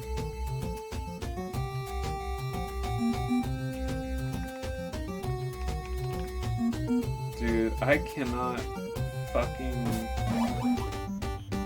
No one's explaining what the penalty is for, you grab that potluck for bonus points. I mean, clearly I wasn't paying enough attention to what was going on. Otherwise, I probably would have realized that that's not a real item. The stars are an indicator, except there's, it's kind of like plateaus where, you know, every 5 enemies, or every 5 prisoners, you get another star. But it doesn't tell you where you are in between stars.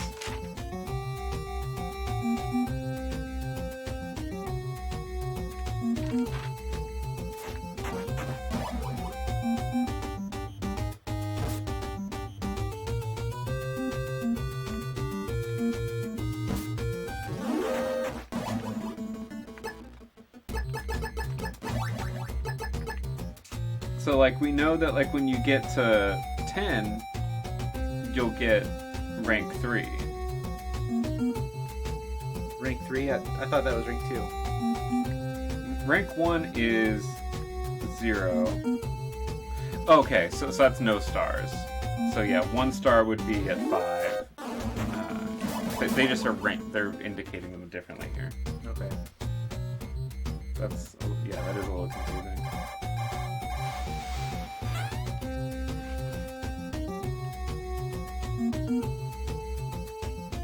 So the thing that we think happened is when Stevie killed that prisoner, it's as if it like shot him down to a lower rank and like re-imprisoned all of the prisoners that he'd had for that rank, probably. Yeah.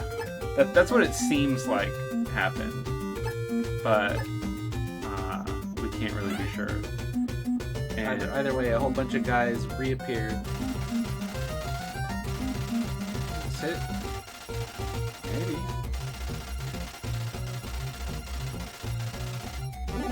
Yeah. Now I can get enough mines to kill the tank to progress to the next building. Into the mines! Sorry. Get shot!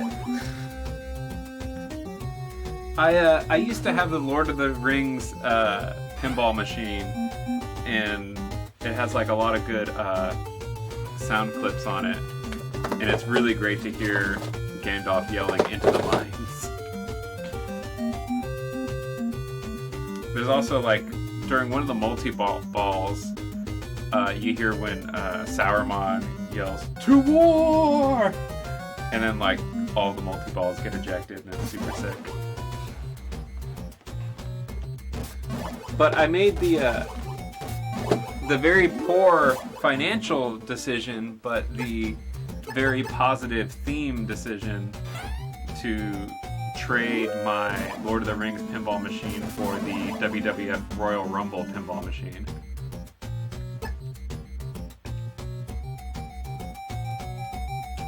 The only thing I regret about that deal is the guy I traded it to turned out to be a real dick face. It seems like, I remember the Lord of the Ring ones. I don't remember playing it a whole lot. But, it seems like the WWF machine is kind of, like, worn out.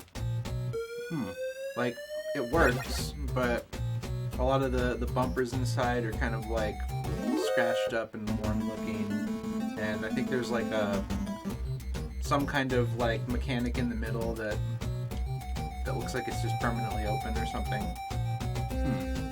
Well, I don't know about that, but I mean, it's it's an older game. It's obviously seen a lot more wear.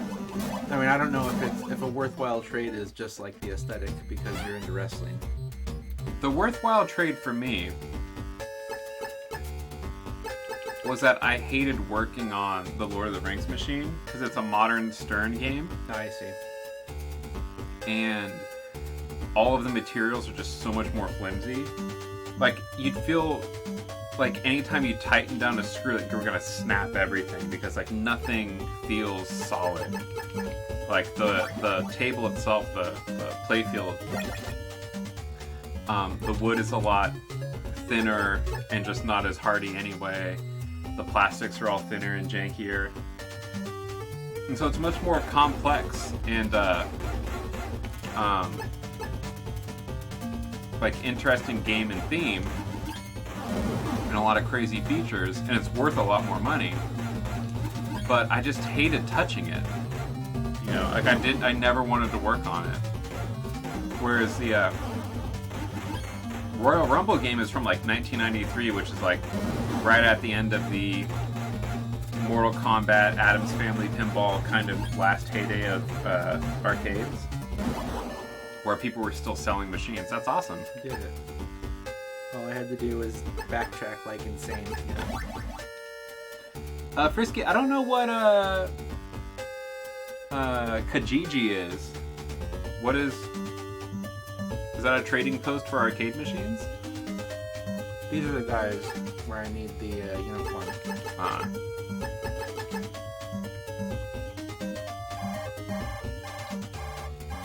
Yeah, Sebastian, you were telling me about the Bill Paxton pinball machine. That thing sounds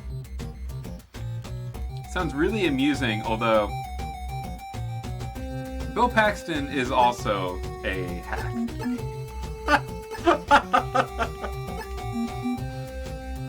Like, he's funny and he's got a lot of memorable stuff, but I don't think anyone's ever accused him of being a proper actor, have they? That's funny.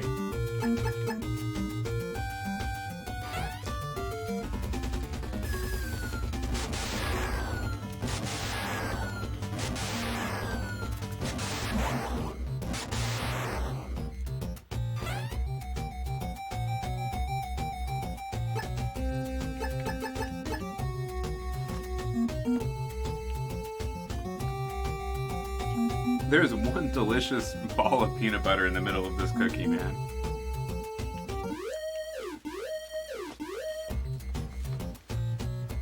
So when I made them, I figured that the Oh, fuck off, Sebastian. He's not great. What are you talking about? I just sort of figured that the peanut butter would spread out with the dough, Uh-huh. but it was impervious to heat. Yeah. It just stayed a ball. That's actually, I think, better. You have to eat 40% cookie before you find the treasure inside. Bill Paxton is game over, man, game over from Aliens, right? Yeah. That total joker? That fake actor? Come on, man, you can't be serious. Well, besides the fact that Game Over Man is a great movie trick quote in general. Yeah. No, I mean, Bill Paxton, like, he's memorable and amusing, and, you know, he's likable on his own, but I think that, like, you know, in a movie, you kind of just have to, like, accept Bill Paxton on his own because he's just a weird bad actor in, like, a movie.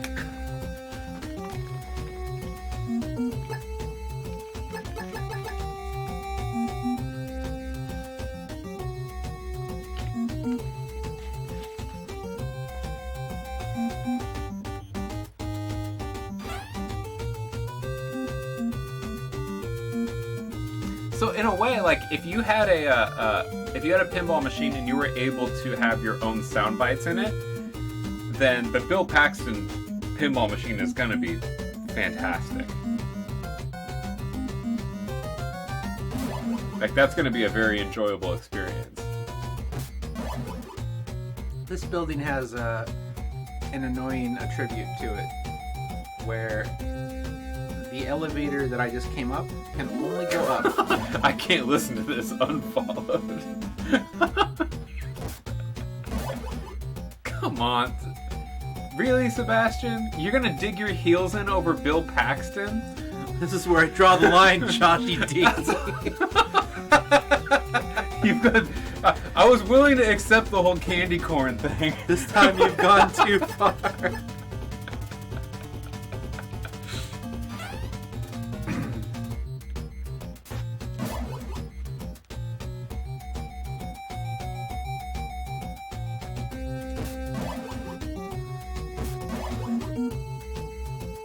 Well, how about instead of unfollowing Sebastian, make me your brother. Tell me what it is about Bill Paxton that I'm not understanding. I don't know. This may fall on deaf ears, considering you also don't enjoy Bruce Campbell. I really don't like Bruce Campbell. Like, I don't get it, but it also, I can tell from the way you say it that there's no argument to be had. Well, with Bruce Campbell, it's because, like, he makes funny faces, and, like, I'm really... That's an interesting reason to not... Do you not like Jim Carrey either? I like Jim Carrey situationally. Okay. Yeah. Dude, I know, I don't...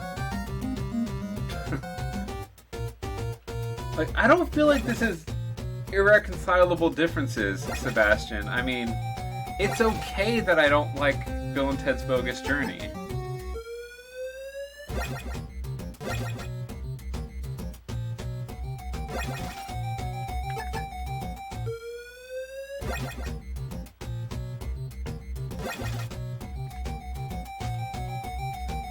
Okay, well, what I will tell you, Sebastian, because I hope that we're still friends. I'll have to look up what Side Out is. Yeah, I don't know what that is either. It might be something I hate.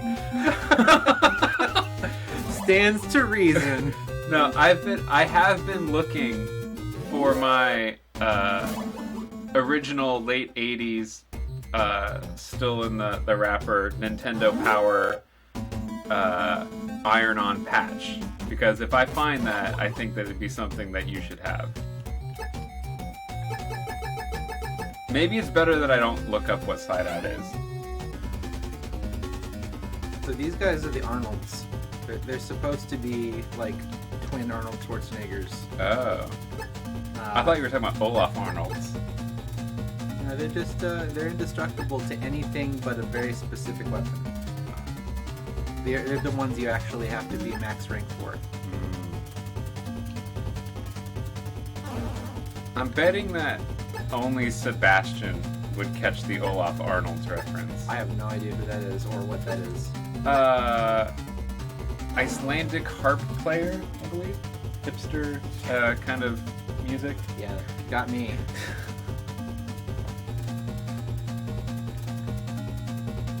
She's great.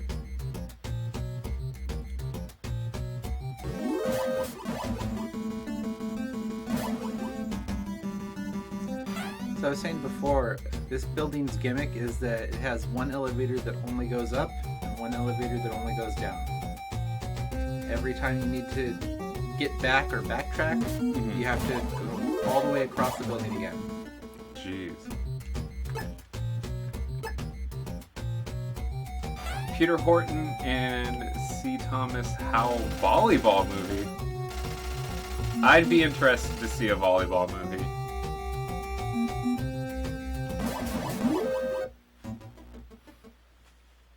Something else that the MSX version does that is completely absent from this, it has various ranks that it assigns you when you beat the game based on your performance on the way through. And the highest rank one is really stringent. Like you can't trigger alarms more than 3 or 4 times in the game. You can't kill anybody. And it has like a whole bunch of them. This game, it's like it doesn't care. Like you can kill thousands of people in this game. It's all fun.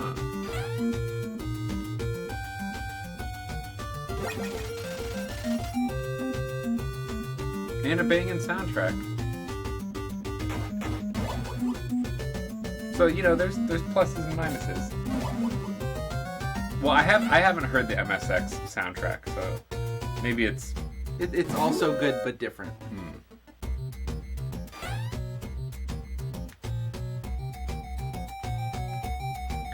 This is almost like a Mission Impossible kind of music to it.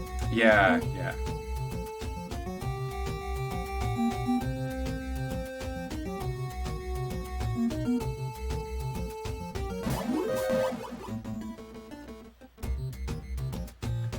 Sebastian says you can't walk off a screen and walk back on to get rid of the alarm. Yeah.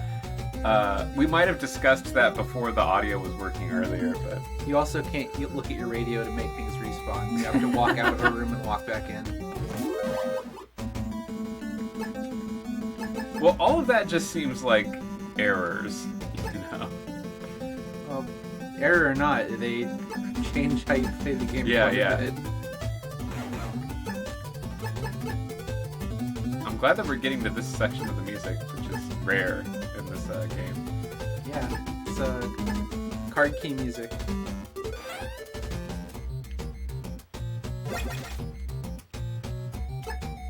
Was that just rations?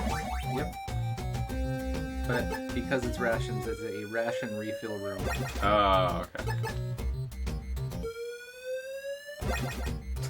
That's so cheap.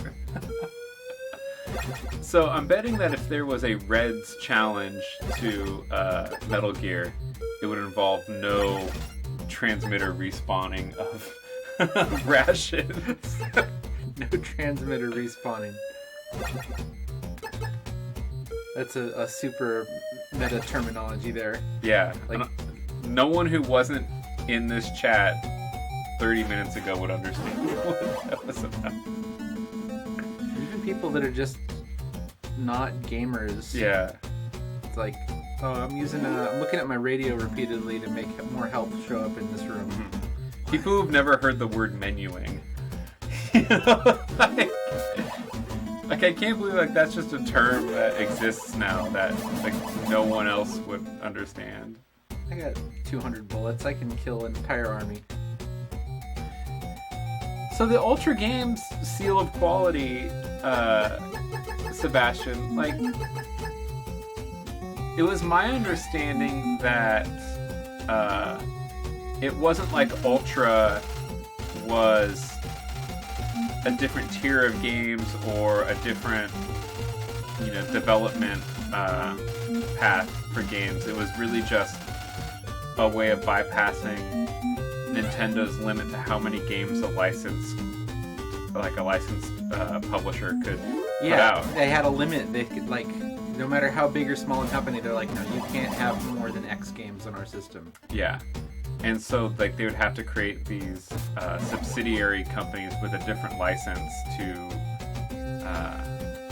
get around that.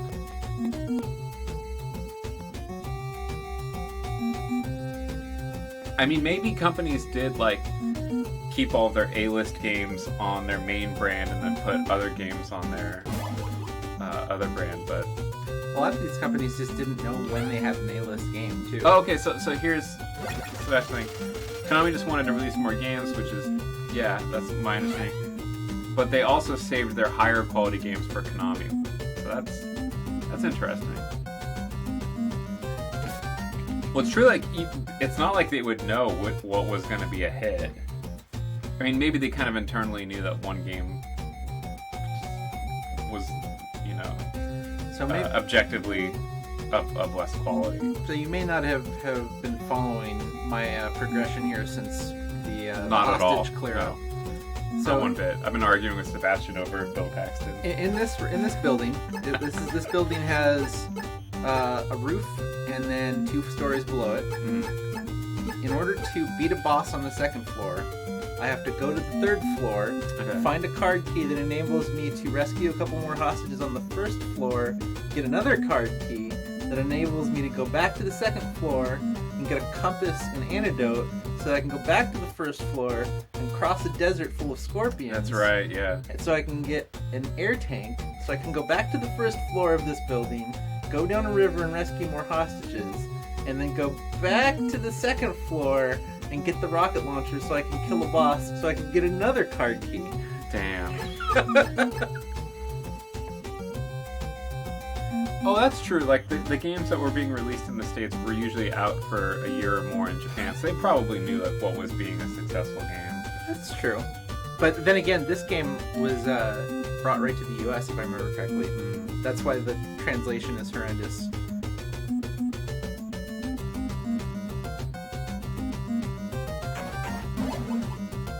What's grammar anyway? What is a man? A miserable pile of secrets. And now I'm gonna kill you with this wine glass. Man, that'd be great if Dracula actually used wine glasses as a weapon. Well, that was from I Want to Be the Guy, where there's a cutscene of him. If you don't move. I have located the antidote. I wonder if Diana has anything to say to me.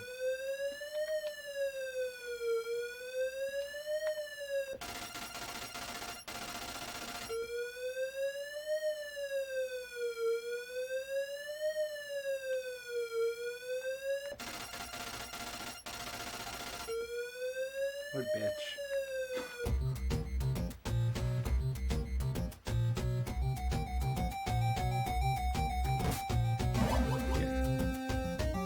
Just response with "get on my level."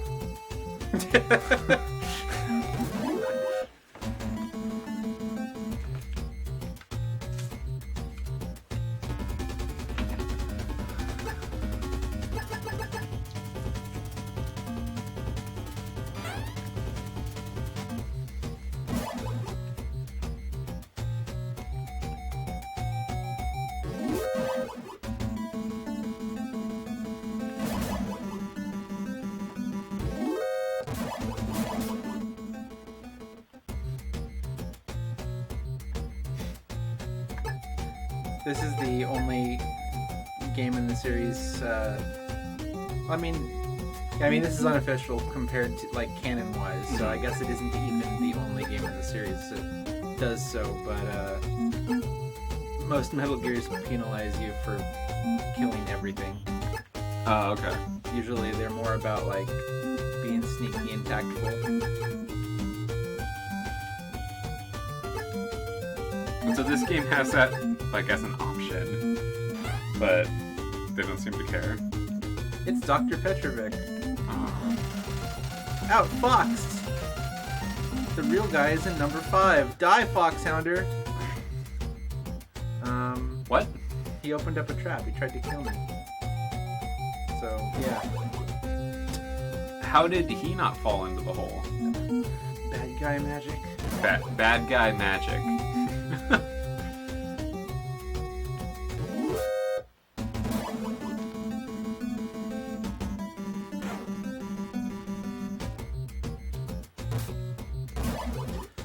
You know, Sebastian, I've seen True Lies multiple times, and I like True Lies, but it's been so long since I last saw it that I don't remember Bill Paxton being in it. So clearly I need to watch it again.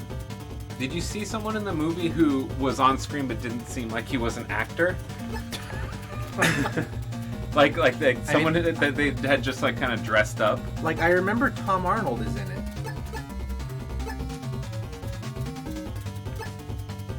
I remember Jamie Lee Curtis. So there you go. When you're upstaged by Tom Arnold, you're not an actor.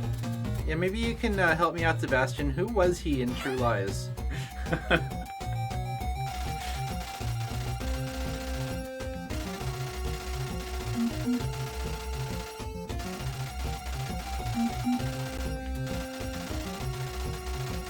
She's a snob. She probably won't answer you unless you're pretty classy.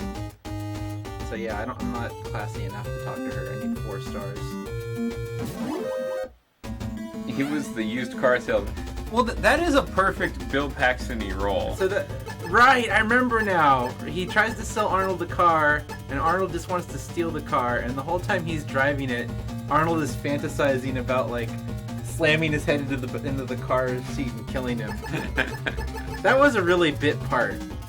Yeah, much more so than... that's his use. That is Bill Paxton's use. But he was... I don't know. He has parts that aren't bit, though. Did you play Evil Within and it has seizure warnings? Really? Frisky, like, wait, have you started playing it?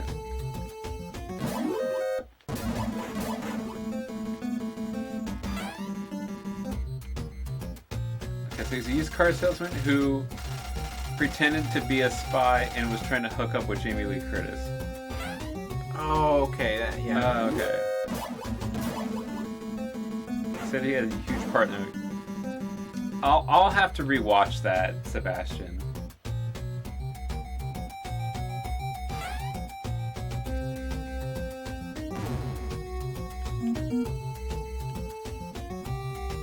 True Lies is a funny movie.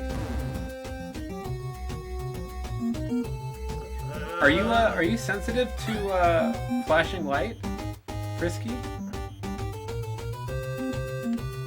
Dude, I felt really bad. There's I'm just seeing how it goes on my computer, laughing at you and Sebastian's conversation.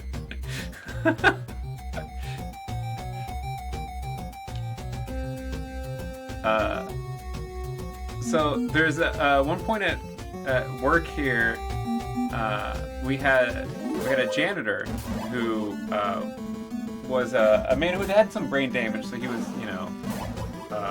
not as high functioning as he used to be. He was also he had epilepsy, and so it was not uncommon to just find Gary having usually very minor seizures. And he would just kind of freeze up, and you would help him to a chair, and he'd be okay. But at one point, we were listening to CDs that I had of the Final Fantasy 3 soundtrack. And so one of the tracks came on that was like one of the late game sort of boss tower, maybe boss fight songs.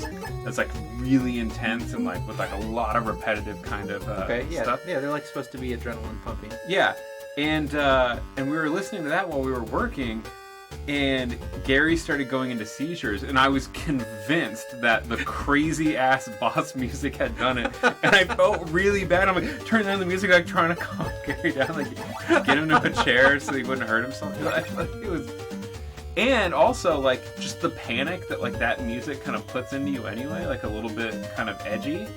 And then seeing a man Having an epileptic seizure was just, it was very unnerving.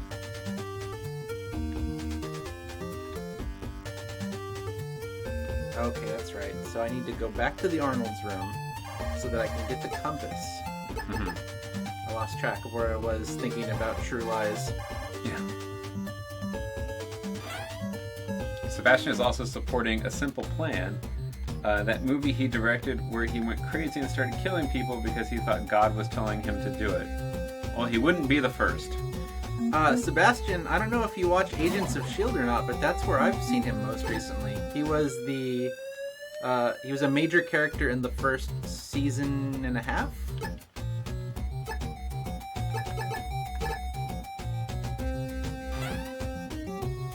Not a great show, but I like the Marvel Cinematic Universe, so I keep waiting for them to tie it in a more creative way.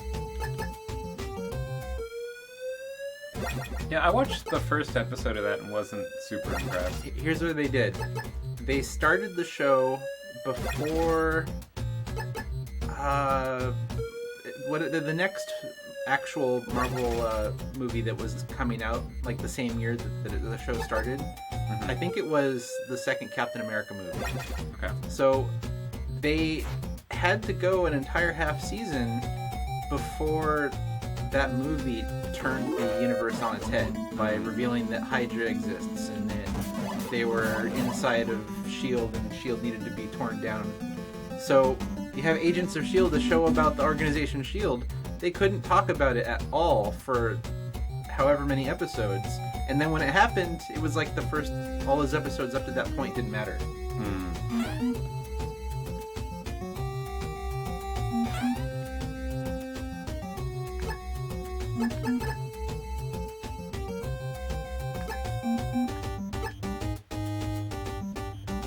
I mean, really, I think like the most interesting thing about that show is that it does tie in and can be affected by the movies, and it itself can affect the movies, right? Like, isn't it all just like one big story that you don't necessarily know where your big plot twist is going to come from? So far, nothing from the show has affected the movies, only vice versa. That seems like the safer thing to do.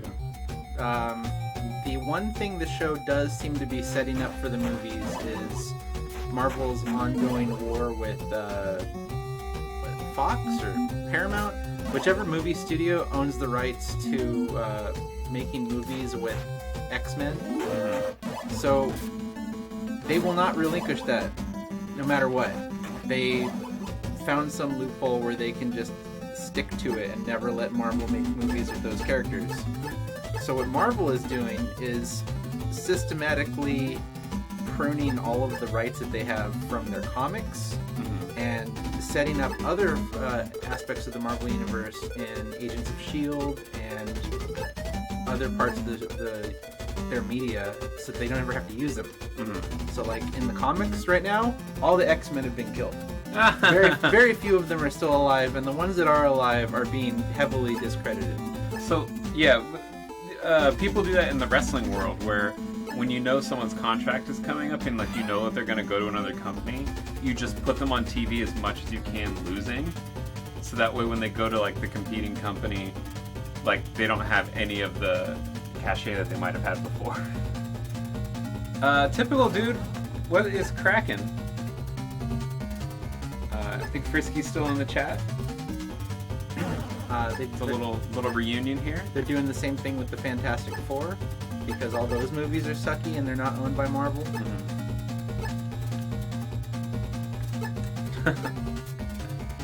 Oh, even within Wreck Your Computer.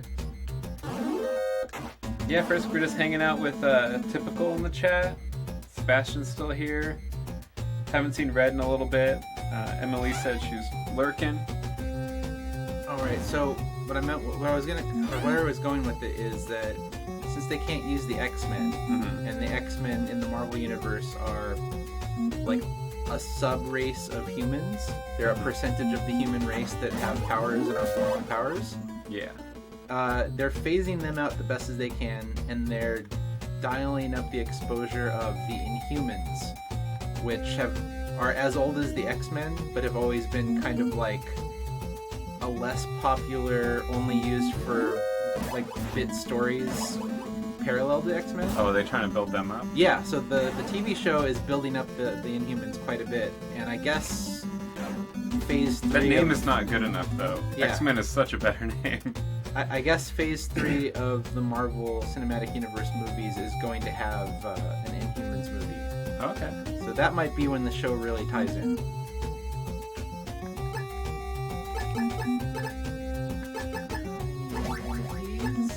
I need this. I need this. Oh, you're upgrading your stream gear, typical? Got a new headset? I just got a new headset. I really don't like using headsets just because I think it's a lot more fun to be chilling on the couch and not feel like you're tied to the setup except for the controller. But for the purposes of streaming, you do get better quality, and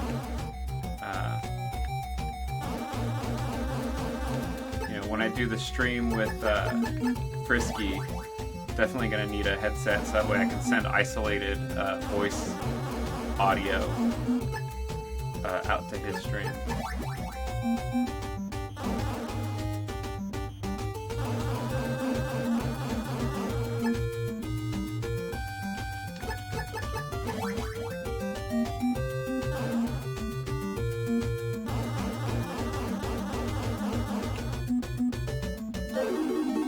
Is this the way you're supposed to do it? No. You're supposed to... Trying to avoid getting the air tank? You're supposed to go to the air tank, but I don't remember how to get to the air tank. We should show that on stream so people can What? see what you did. Your notes? Oh, this? Well, yeah, just because it's, Yeah, by all means. This is Stevie going old school with, I don't know if you can see that. We got graph paper notes, we got some maps.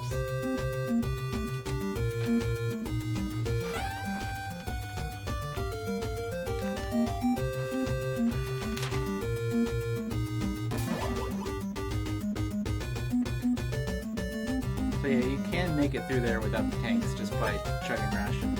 I think you have to die to get back that way, though. Well, at that point you have all your stuff, right? Like you picked up whatever you went to pick up. Right. There's some hostages over there. There's another key card.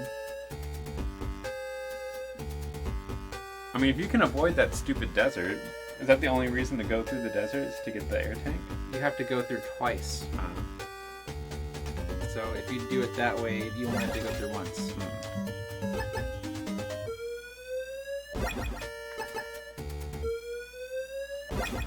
This is so stupid. So if people didn't pick up on it earlier, there's this thing you can do where you can re-pick up items by going into your transmitter. Of course, it's just going into your menu at all. It has to be the radio. Okay, so you go to your radio, and then it respawns the item that you were picking up.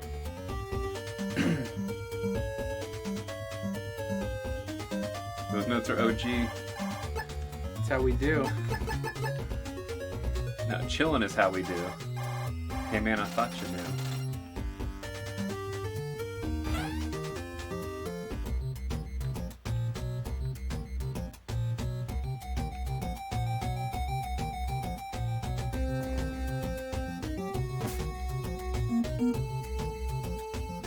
So Frisky did go, he started playing Arcana.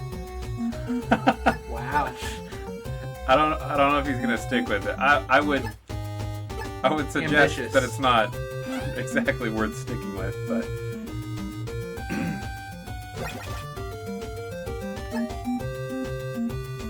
what kind of games do you think you'll stream, typical? What kind of games are you into?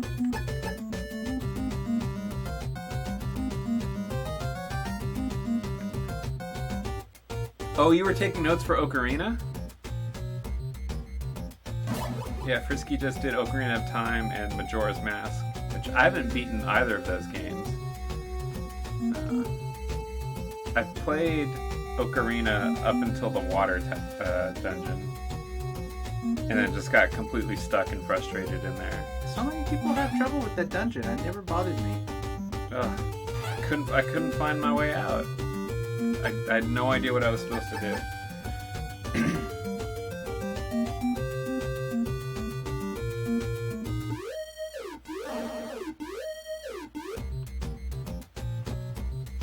Yeah, it's pretty cool that you were taking notes. It's been a long time since I've taken very good notes on a game. He said he didn't get very far in Arcana. Maybe next year. Yeah, you have a lot of games on your playlist, so. All right, here we go.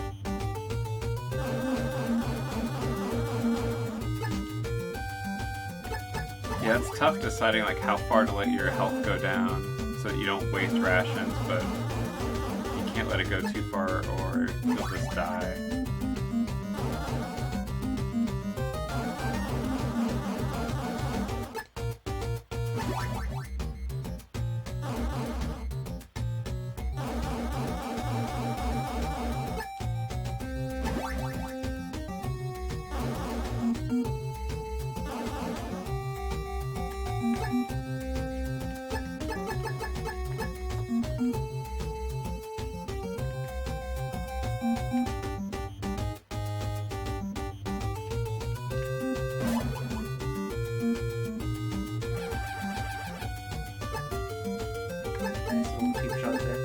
Really sucks.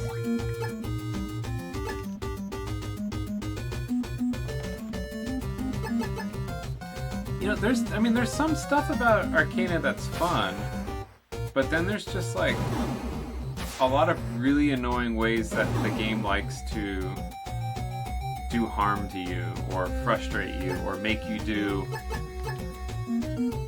just, you know, redo stuff and just inconvenience you, and I think that's the stuff that was super annoying. And then just so many dungeons that look exactly the same.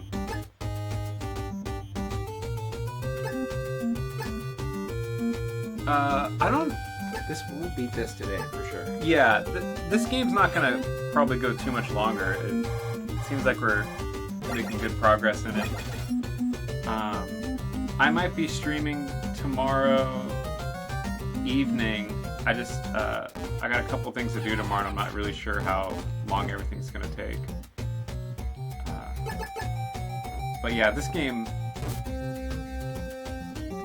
probably doesn't have too much longer in it, and then we have to pick what game to do next. So, without offering any promise at all that it might get played, if people have suggestions, I'd be interested to hear like what kind of game that we could beat with the remainder of the day. Or at least we could start a different game too. Yeah, it'd be pretty cool to find a game that's like, you know, 4 or 5 hours that we could tackle. Really? I need to get card D7. Because even like a bigger game like, you know, like Metroid or Zelda, like you can beat it in 5 hours. This with a circle. Where the hell is that?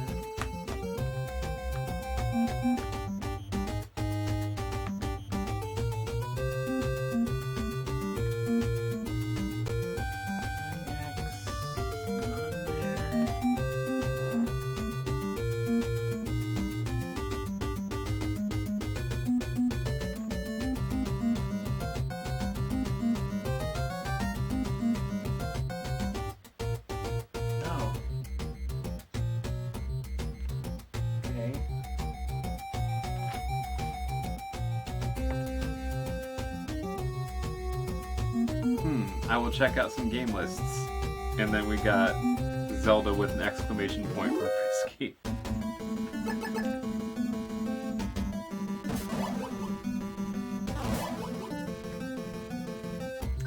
Dude, Zelda's really good. Yoshi's... I don't know if I have Yoshi's Island. You have Yoshi's Safari. That ain't no good, is it? I have no idea what it is. For all we know, that's like a Super Scope game.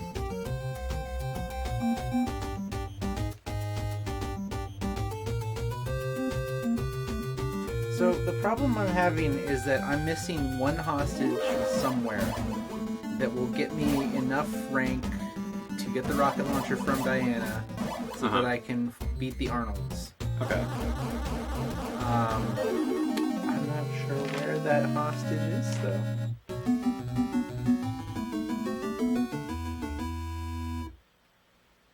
LOL, Breaking Bad is the best show I've watched besides Sons of Anarchy. I have not seen either one of those.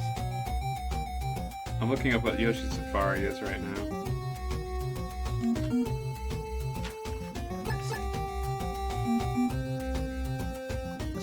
What? It's a... Oh my god. It's like Space Harrier, but with Yoshi. What? It's known as, like, Yoshi Road Hunter in Japan. Are you kidding me? It looks like Space Harrier.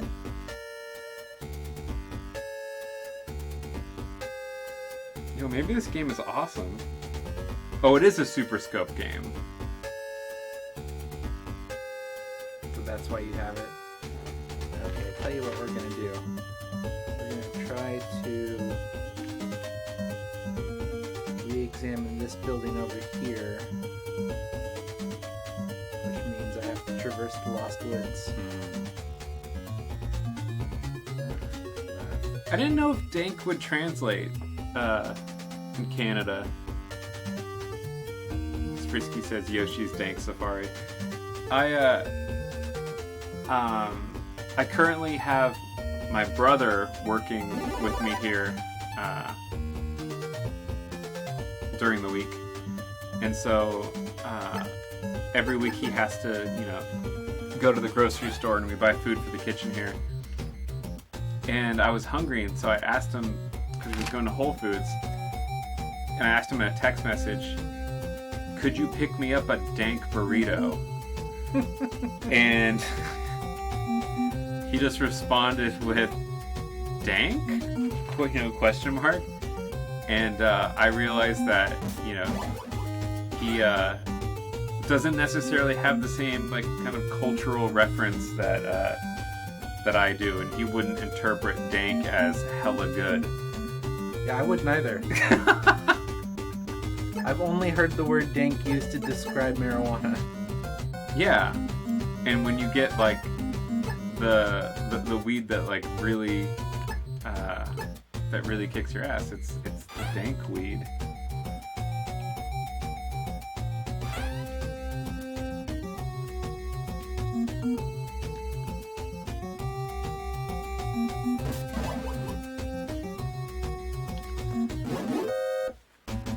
Yeah, I've got to play something after Stevie wrecks this game.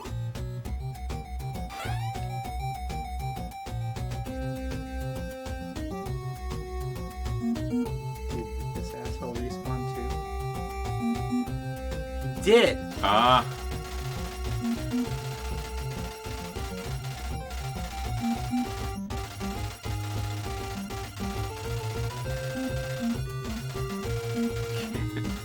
Canada, land of the dank. I don't know, man. We're not too far from Mendocino County, which is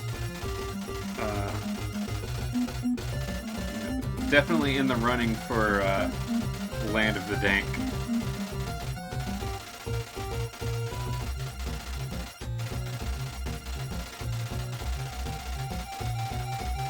Didn't we already talk to this guy?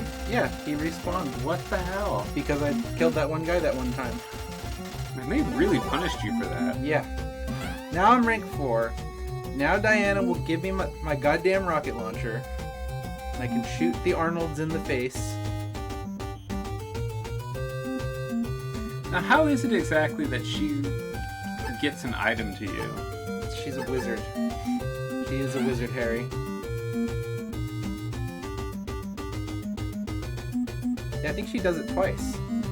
Huh. She just magically opens a door for you, and she magically makes rocket launchers appear in a room. My kind of girl. But she'll only talk to you if you're classy.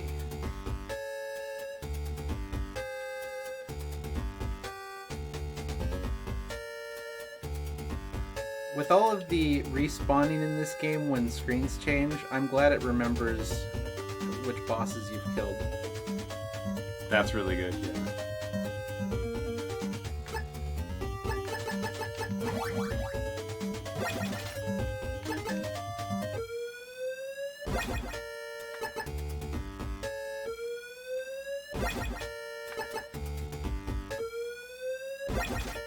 At a max rank, my life bar is humongous.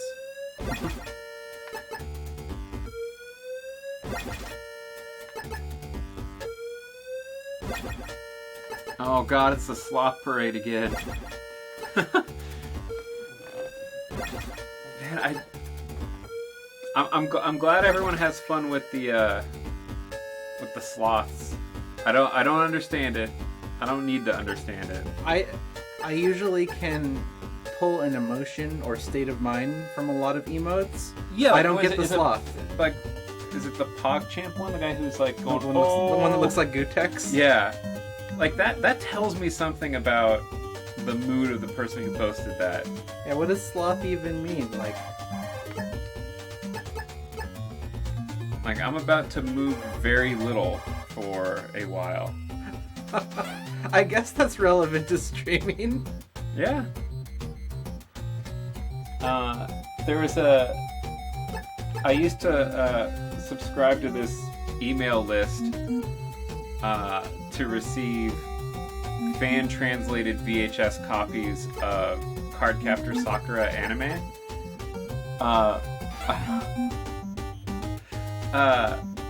And there was an episode that they go to the zoo and they have to, different groups of kids observe different animals, and one of the groups is observing sloths, and instead of calling it sloth, they translated it to lazy monkey, which I thought was really, really funny. That Yamazaki's talking about the lazy monkey. Because, like, in a way, like, if you're just looking at it, a sloth would appear to be a lazy monkey, but I suppose so. it's not really the same thing. Lazy monkey with really scary looking claws. But is a sloth a marsupial? I believe so. Welcome back, Emily's. What did you end up cooking?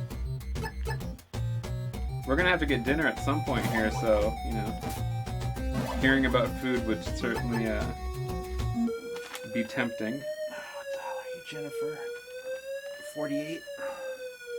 Another mammals.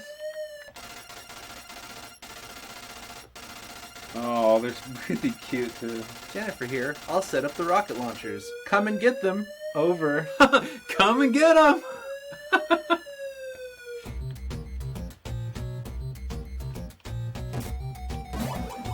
Jennifer being the vindictive woman that she is, though. She, let's see here. She gives them to you with 0 ammo. What? How do you get ammo for them? Gotta go find some ammo crates now. Well, she only promised you a rocket launcher. She said launchers plural, but that makes even less sense with no ammo. Yeah.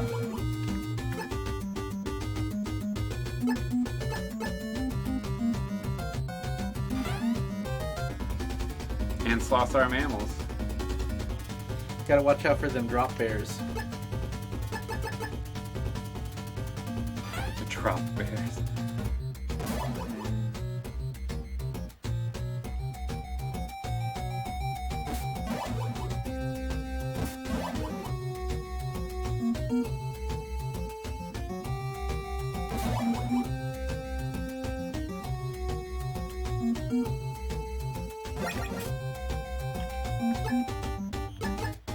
I am looking up your dish.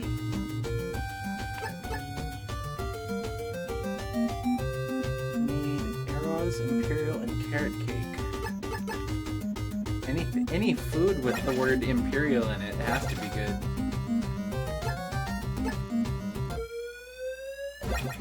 Oh, it's Cuban food. It's a favorite recipe amongst Miami-based Cubans.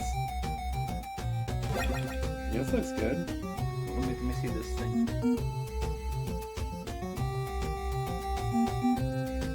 Maybe more pictures. Is it like... Think lasagna, but with rice, chicken, and cheese. Yeah, that definitely seems to be what this is.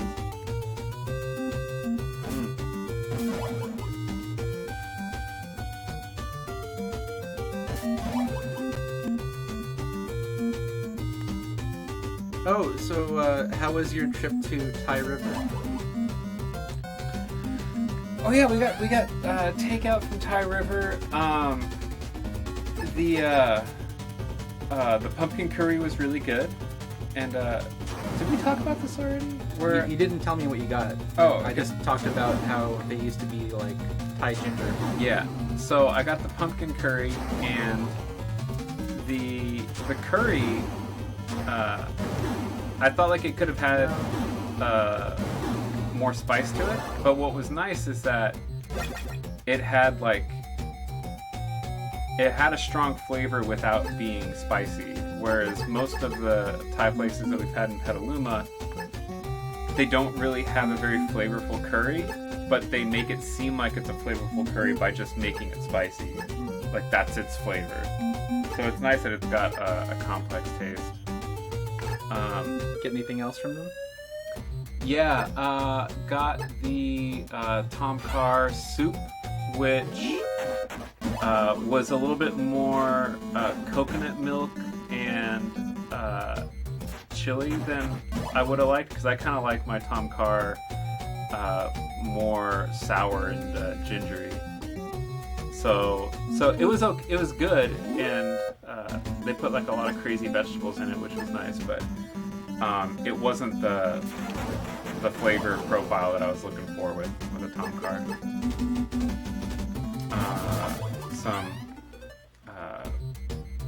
Some pot stickers and some other appetizer, which neither one of those were all that like, they were fine, but they weren't all that interesting.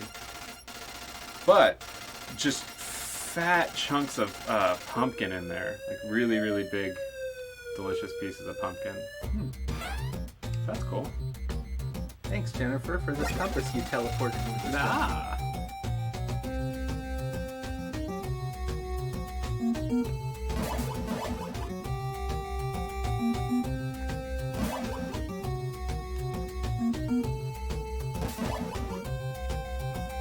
Yeah, I don't think there's any place to get a Cuban dish around here. How is the price at that place? I don't remember. It was a company lunch, so I didn't even look. For Cuban lunch, you would go to, I don't know, does El Coqui count? Santa Rosa? You remember I went to your house that time and you had them from catering? I'm not sure if they're like Puerto Rican or Cuban. I thought it was more Puerto Rican. Maybe it's more Puerto Rican. Yeah. There's a pretty well-known place in Seattle. This Cuban sandwich place that always has like a line down the street, and you can get really good sandwiches with like nicely pickled onions and ears of corn. What about soul great. food? Are they Cuban or Puerto Rican? That's Puerto Rican. Also Puerto Rican. Yeah, I guess Cuban food is not very common around here. That'd be an interesting trip down Google Lane. See what the closest Cuban food is.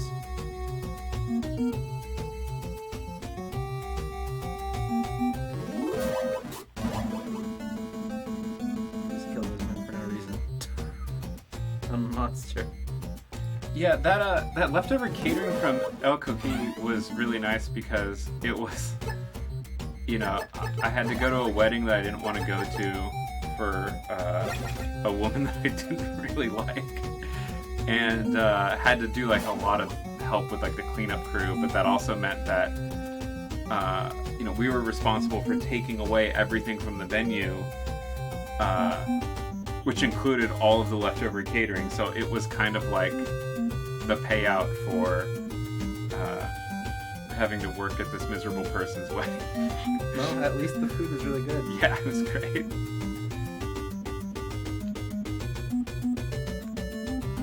The cool thing about going to El Coquí is that we're both California.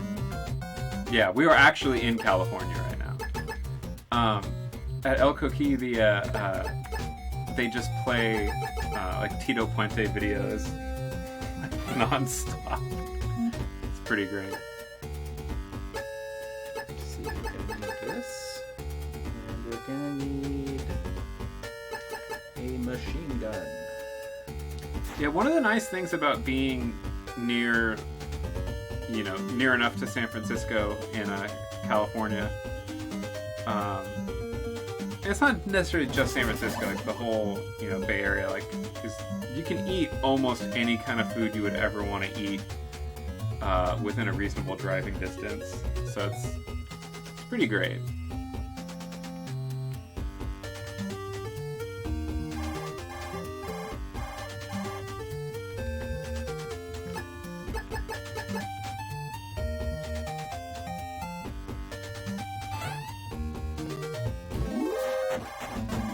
Correct.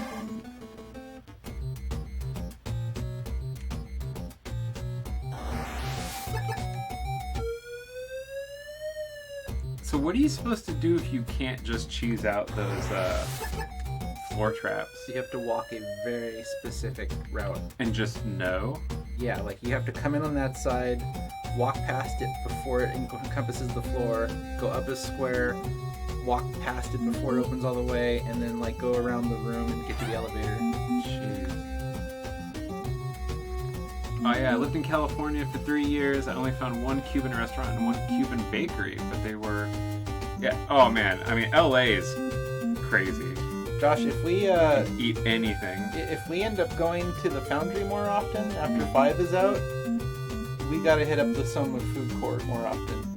Yeah, right. That place is the best.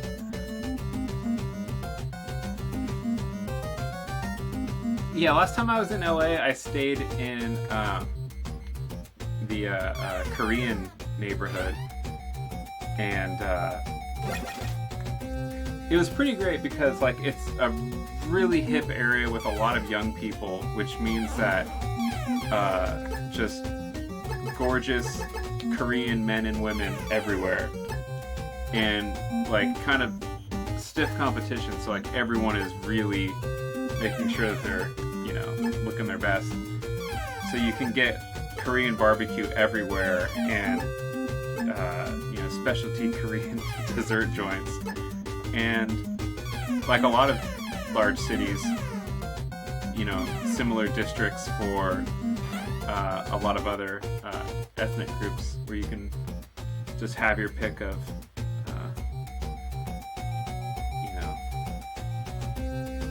any of a dozen restaurants for food that represents them.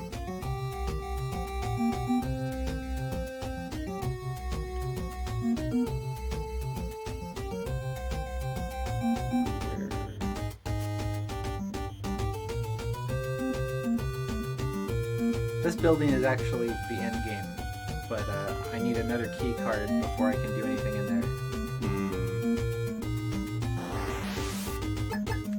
Well, there's the Rumba Cuban Kitchen in Windsor.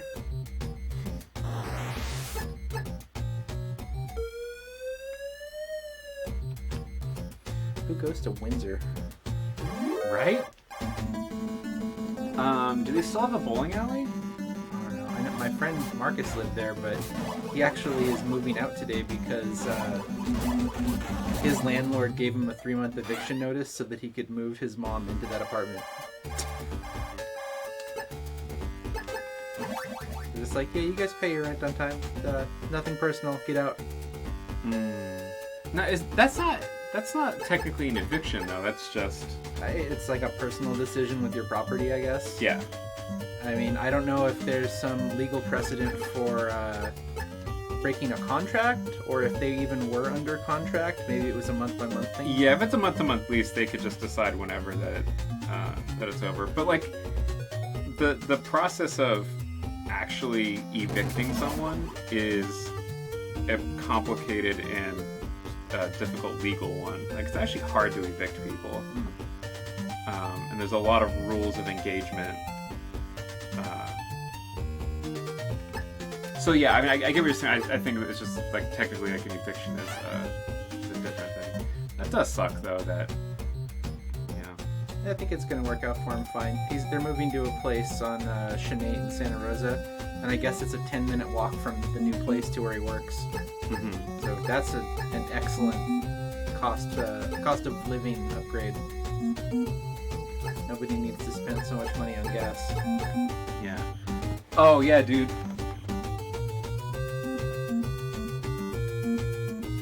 So is that hot pot place? Is that like where you get the boiling bowl of soup and then you put in all of your various meats into the boiling soup, and then it cooks it in that? That's definitely one we don't have, at least well known in this area. Probably in the city. You can get anything in Oakland or San Francisco. You really can. Yeah, the first time I did one of those boiling soup hot pots was in Chicago, and they were playing just like the craziest. I can't remember if it was Chinese or Korean pop music, but it was like I was having the time of my life, like eating nutty food with crazy Asian pop music blasting. And my girlfriend at the time that I was in Chicago with was so miserable. Like, not interested in the slightest. Like, didn't like the food. And, she was just like kind of like a classic punk rocker and was just not amused at all with the music. I am Coward Duck. You want to try and fight me? Go right ahead. Oh, but don't shoot your hostages.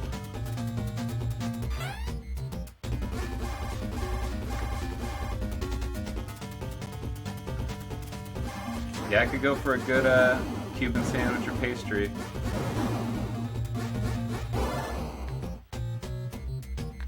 Delicious.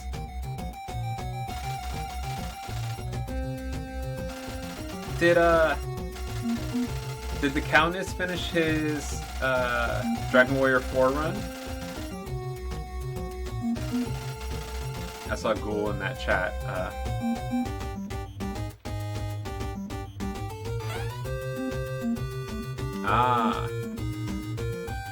Yeah, they give you the pot, but it also has like a flat surface connected to the pot too, so you can either put your meat in the pot or grill it on the flat top. Man, that sounds so good right now. Oh, shabu shabu. I actually found a place in Oakland that does that I wanted to go to for my birthday, but nobody was available to go that far.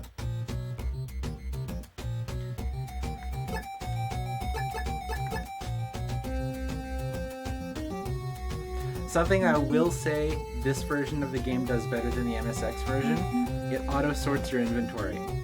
Oh, cool. In the MSX version, your stuff is just tossed in your bag in the order you find it. So your card keys are all over the place. Yeah. That's a good looking hot pot. I would eat that with my mouth.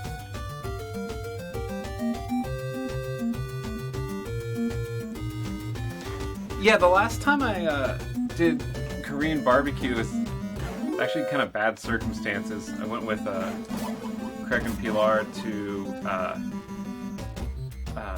Great American Music Hall just because we wanted to sell tickets that we had because we were going to see the opening artist of the show and then they canceled. We weren't interested in seeing like the main show.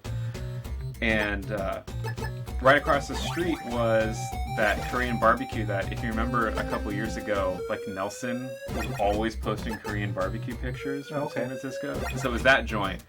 And there's like nothing but flat panels everywhere with K-pop music videos playing, which are just amazing and exciting and a lot of fun. This is the NES version, Ghoulishness.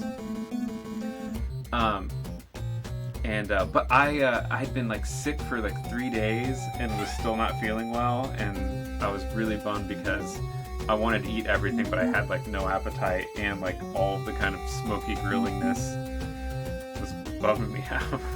It was really too bad.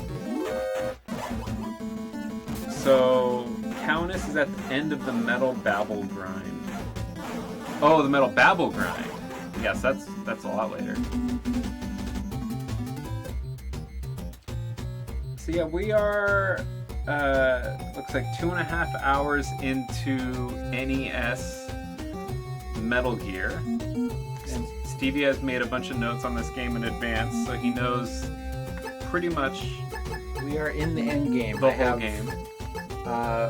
One more building I have to run through to save Dr. Petrovic and his daughter, and then after that I can walk to the end of the game.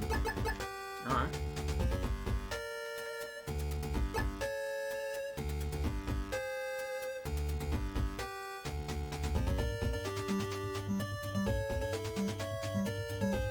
And those are the poisonous scorpions. Right, if they touch you, you become poisoned and have to use an antidote, otherwise your health will just drain forever. Like no matter how many rations you eat. Yeah, Sucks. it's like being in water, I think. Okay, this is the other one. I don't understand how anybody finds out with Nintendo Power. You have to go through Lost Woods number 2. It's lower left, upper left, up lower left.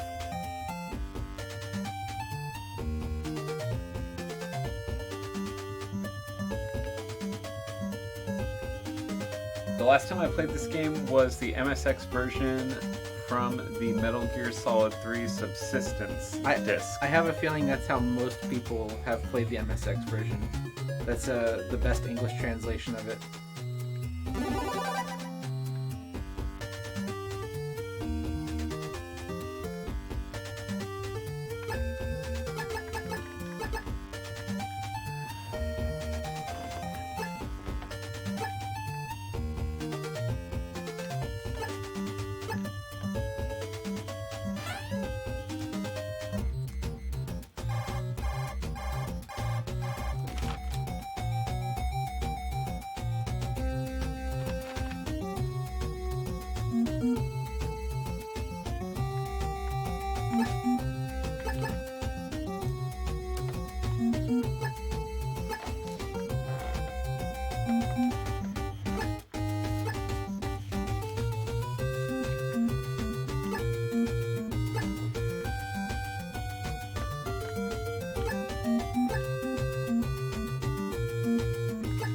Door keys!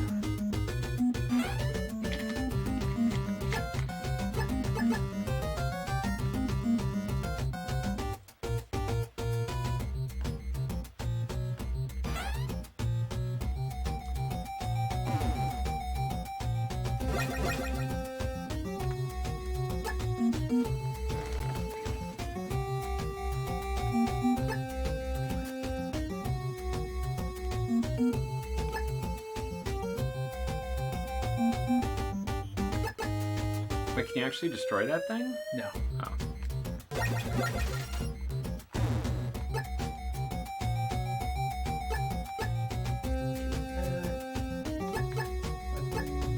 Explosives are maxed out.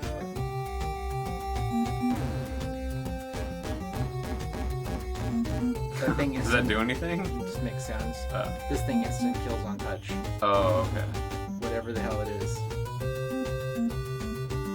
Yeah, what a awful room. Like,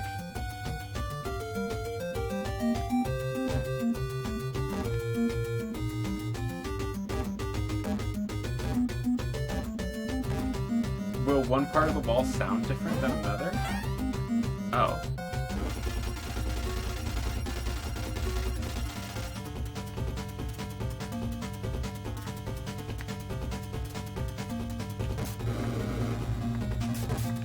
Is this the whole trick to it? Yeah. You just have to avoid the fire bar once?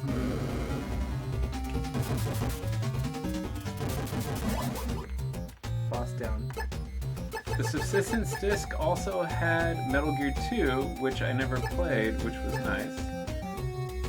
I still have a copy of Snake's Revenge, but that isn't canon. It's Dr. Petrovic. Yeah, I've never played this game. Well, no, I played the beginning of this game and couldn't figure it out and gave it up when I was younger. Never played Snake's Revenge. Snake's Revenge is the non-canon sequel to this game. So it's double dipping.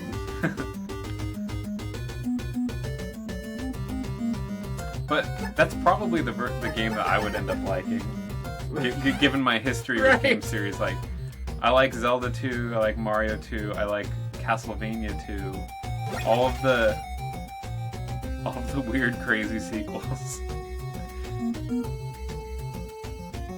and in some cases, non-canon sequels. So that room got me the flashlight. Now I can go through the dark hallway.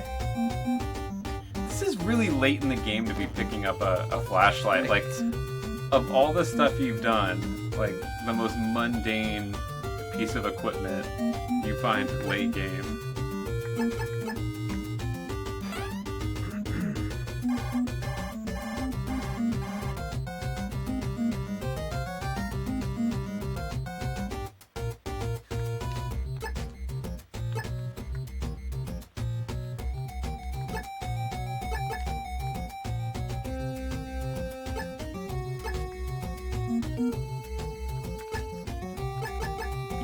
You like the black sheep of gaming series. Yeah, the weird thing is, though, that, like, those games that I just listed, like, they weren't black sheep at the time when I fell in love with them. Like, in the fullness of time, they've been revealed to be kind of bizarre and black sheepy, but, you know, it's not like when Zelda 2 came out, we really thought it was weird or anything. So this whole area where I'm punching walls open, they're super walls. And if I had not picked up the iron glove item earlier in the game, I'd be screwed. And is it necessary for progress? Yeah. Okay. How much of this game is optional?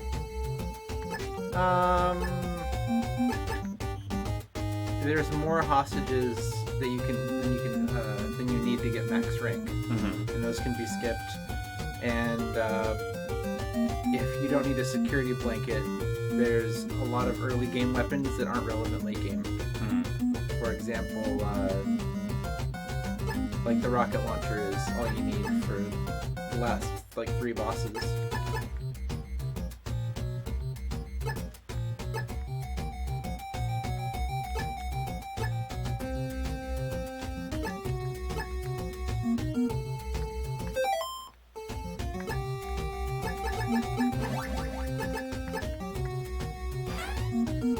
How long you guys going to be streaming? Well, I don't think either one of us have anything to do tonight, so it's 7 now. Figure this game will be done within the hour, and I'm getting hungry and I'm gonna need a bathroom break. Yeah.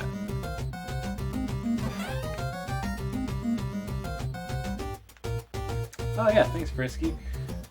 Yeah, so we'll be playing something else after this, so I mean, we'll be going pretty late. And Ghoulicious, you're in our time zone, so probably, you know, I mean, I could easily go to 11 if we need to. If there's something really hype going on, we could play later. Or if the games are no good, we could always end earlier. But yeah, I'm up for going late if we have something to do.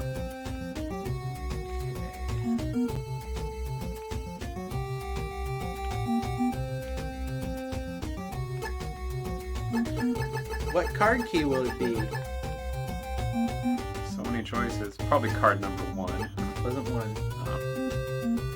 It feels almost insulting at this point in the game if it's anything but 1 or 8. Yeah. Because then it's like you either had to know or you had to go down the list and just try all of them. Cool. Yeah. Probably by the time that you're back, Ghoulicious, we'll be just starting another game. So it was card number 6. Randomly card number 6. How are you doing? Don't fall into any enemy pit traps. Over. Thanks. the fuck? Now I need that flashlight. Oh, the flashlight illuminates the whole room? The whole room. I mean, come on, Dragon Warrior 1 had torch technology. They couldn't, like, just put a ring of light around you? I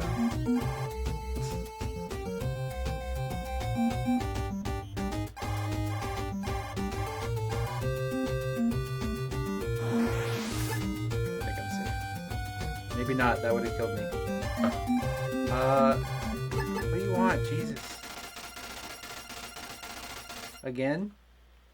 Okay, going this way. Oh!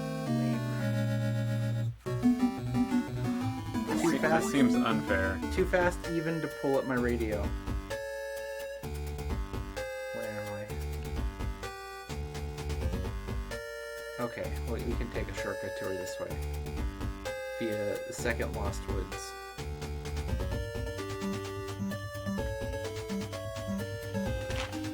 Which is left, left, upper, right, left.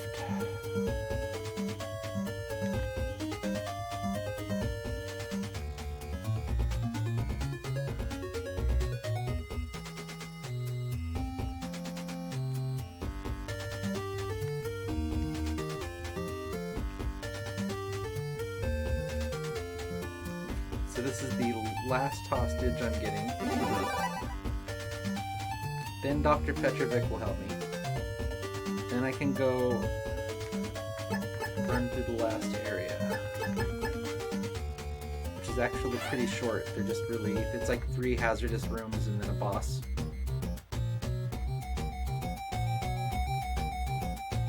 So I don't know if anyone else watched TMR when he played this game. I saw the end of it, and he very accidentally caused a glitch that I guess is well known in the game, where he put a cardboard box over himself and then went out the door in the box, and that somehow unlocks the boss room and makes the boss not move around. There's and he got it just by goofing around and trying to figure out how to beat the big computer boss, and then there's a boss after that. But yeah, there's a cardboard box skip he just got. I think I know what you're talking about. It's like when you walk in, if you hit right in the doorway, you'll just scroll the screen over. Oh, okay. So maybe it had nothing to do with him having the box on. It just had to do with him. How does that trap work? I don't know, but it's mighty effective. That really makes no sense. Good bend. Eat my shorts. Speaking of Eat My Shorts, do you remember when Bart Simpson becomes a junior camper and he starts laying booby traps for Homer around the house? Vaguely, yeah. That was early seasons, right? Yeah, he digs a hole right next to Homer's car and puts a See, there was a hidden wall behind the trap. And he puts a tarp over the trap that's the same color as the driveway, so Homer just walking around and just falls into a hole trying to get to his car. He does one of those leg traps with a rope that hangs you by your foot when he goes to Doesn't he get stuck in one in the kitchen and then he's just sitting there trying to eat food with it while he's hanging it? That's exactly this one, yeah. So he's dangling and there's a pie on the floor and he keeps trying to grab it. No. And then Santa's little helper comes up and eats it and he's like, oh. Santos L. Helper. Who gets the credit card and orders another dog.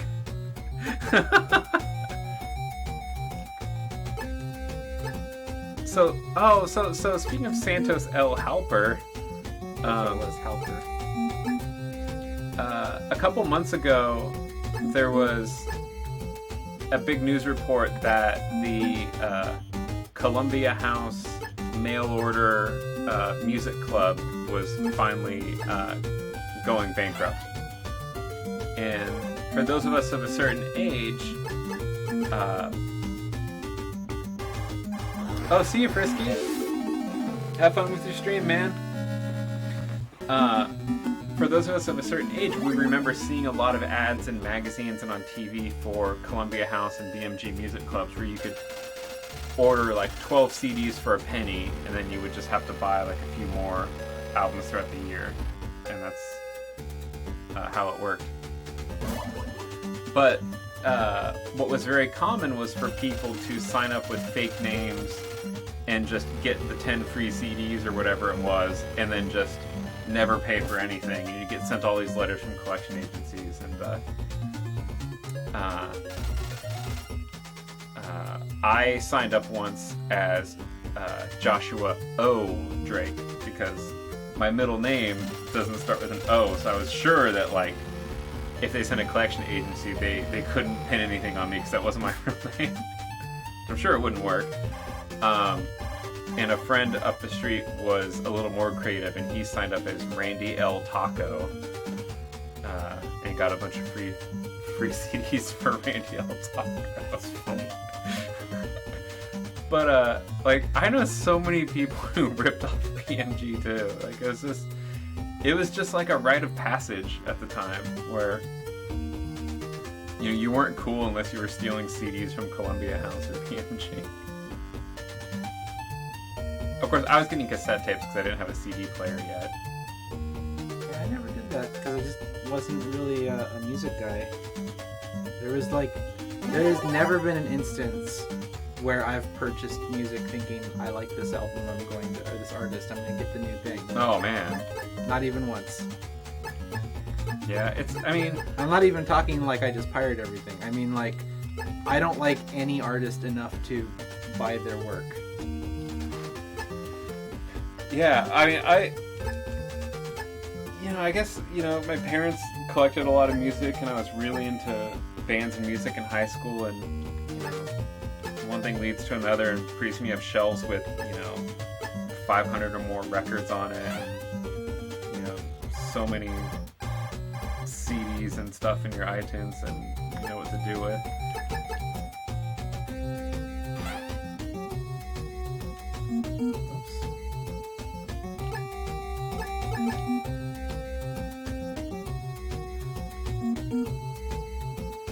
I would say the vast majority of music on my computer is music that you can just download for free. Well, if anyone is interested in my taste in music, you can go to kwtf.net, where for most hours during the day, KWTF is playing music from a library curated by myself and Josh Staples. I'm the music director for KWTF, community radio for Sonoma County and the world. We are listener-supported, non-commercial radio, and appreciate your support, and just have fun listening to it. There is a link on the stream page, and there's always a message down at the bottom of the screen talking about the station, because we work hard for it. So all of that information for him to tell me that I need exactly 16 explosives to destroy that computer. Ah. And do we have that? I have 20. Oh, good. Wait, what happens if you use 17? I don't think it matters. Okay. So did he say exactly 16? Yeah. But that would tend to mean that you couldn't use more explosives, otherwise maybe you'd blow the machine back together. Yeah. You've caused a time paradox. That's probably a quote you don't know, huh? Maybe not. That's Metal Gear Solid 3. I definitely don't know that. They do that when you die in that one because it was the first Metal Gear to be a prequel. Oh, okay. So they're like, if you fail, the other games can't happen. You've created a time paradox. And millions of gamers would be furious with you. Oh my god, what card key is it? Is it not the same every time? I just don't remember because there's so many.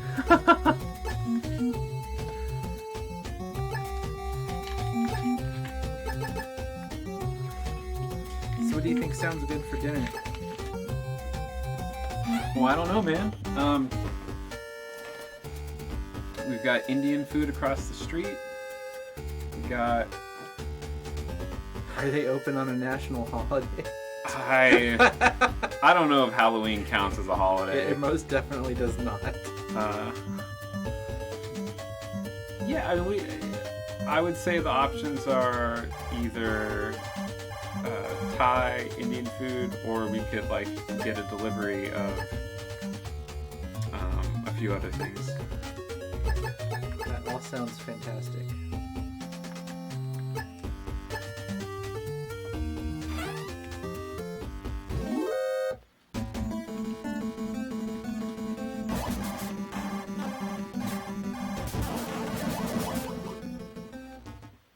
Swiftly execute these men. Oh no. Funny part is that the part that like that square there, even though it disappears when I open the radio, that part of the floor is still deadly. Oh, so you still can't walk on that. It just doesn't grow beyond that.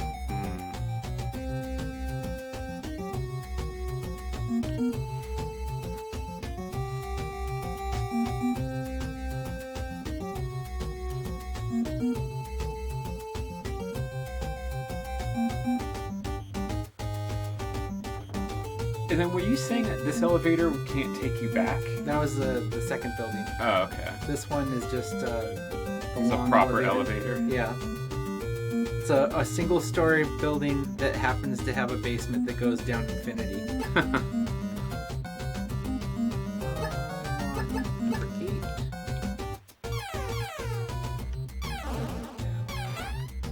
That's a really cool sounding laser.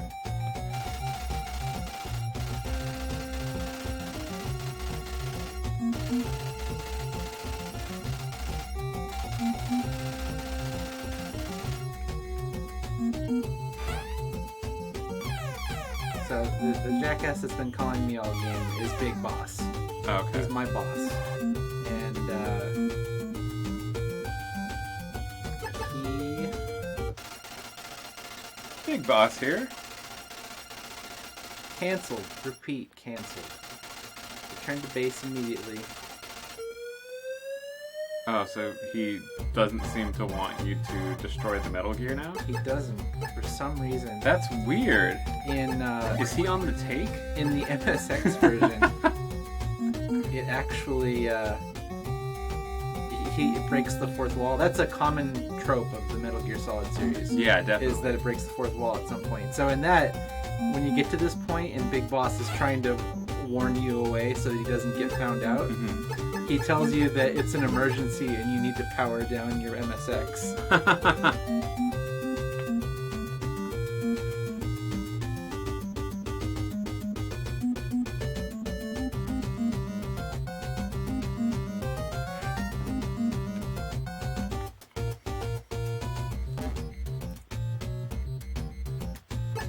That would be a neat thing if, like, you know, let's say you were playing this on, like, your Xbox 360 or whatever. If it would just start, like, opening other like, it would just take you to Netflix. Like, it would just open some other shit. like, try to actually prevent you from finishing the game. That's probably oh, actually, that's Eternal Darkness. Oh. On GameCube? Yeah. GameCube, I think. Have you played it? No. So it's well known for being the most psychologically scary game while breaking the fourth wall doing it, because it has an insanity gauge, and when the insanity gauge starts to fill up, meta concepts start happening to represent hallucinations. So like you'll walk into a room and you'll be upside down.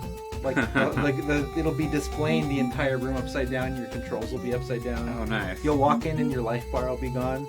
You'll walk in and like a message will pop up and it'll be like erasing memory card. That's awesome. What do you want, Big Boss? Oh, it's Jennifer.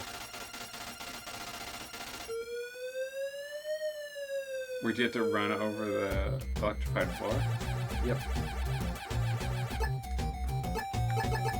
So just hope that you have enough rations. Wow, you're really pushing it there. Especially considering that.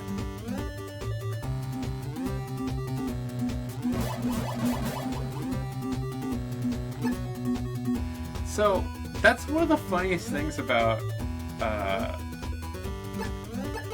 you know, movies and video games from this kind of era where they have giant computers, and then they also have like these giant monitors, which I don't know, man. Very Batcave. Like that's like the least plausible thing to me is like some of these like giant like CRTs. Yeah, I've been in the server room. They don't have monitors at all. Oh, and then it just disappears.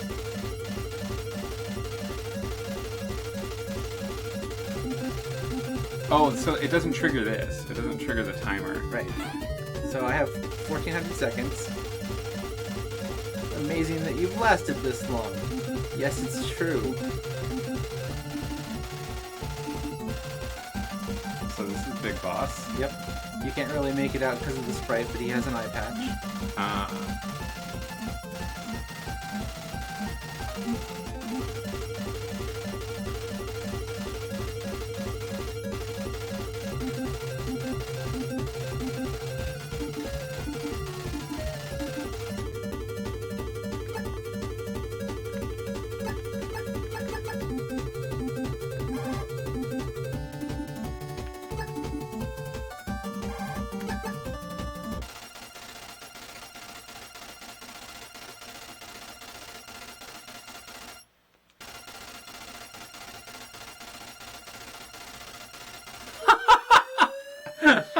Shoehorn some romance in there. Oh.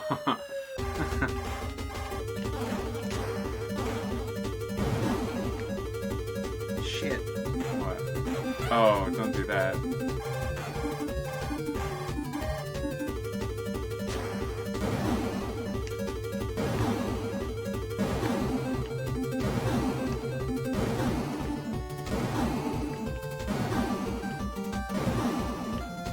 Wow, this guy's really tough. So, the one use the cigarettes has. Let's see it. Now I have 2,000 seconds. What, it buys you time? Yeah, it just gives you an extra full stock of escape time.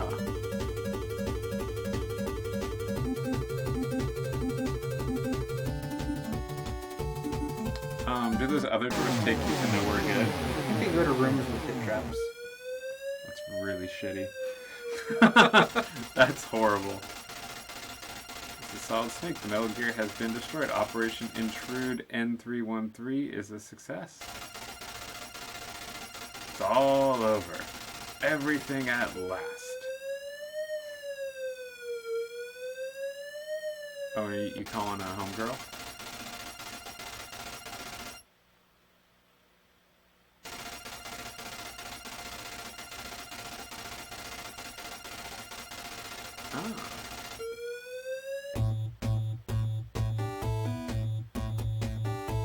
This is your computer speaking.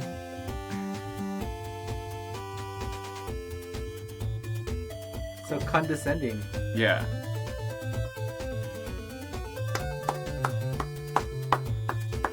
Well, everyone give Stevie a hand. That was good work. What are we gonna play now?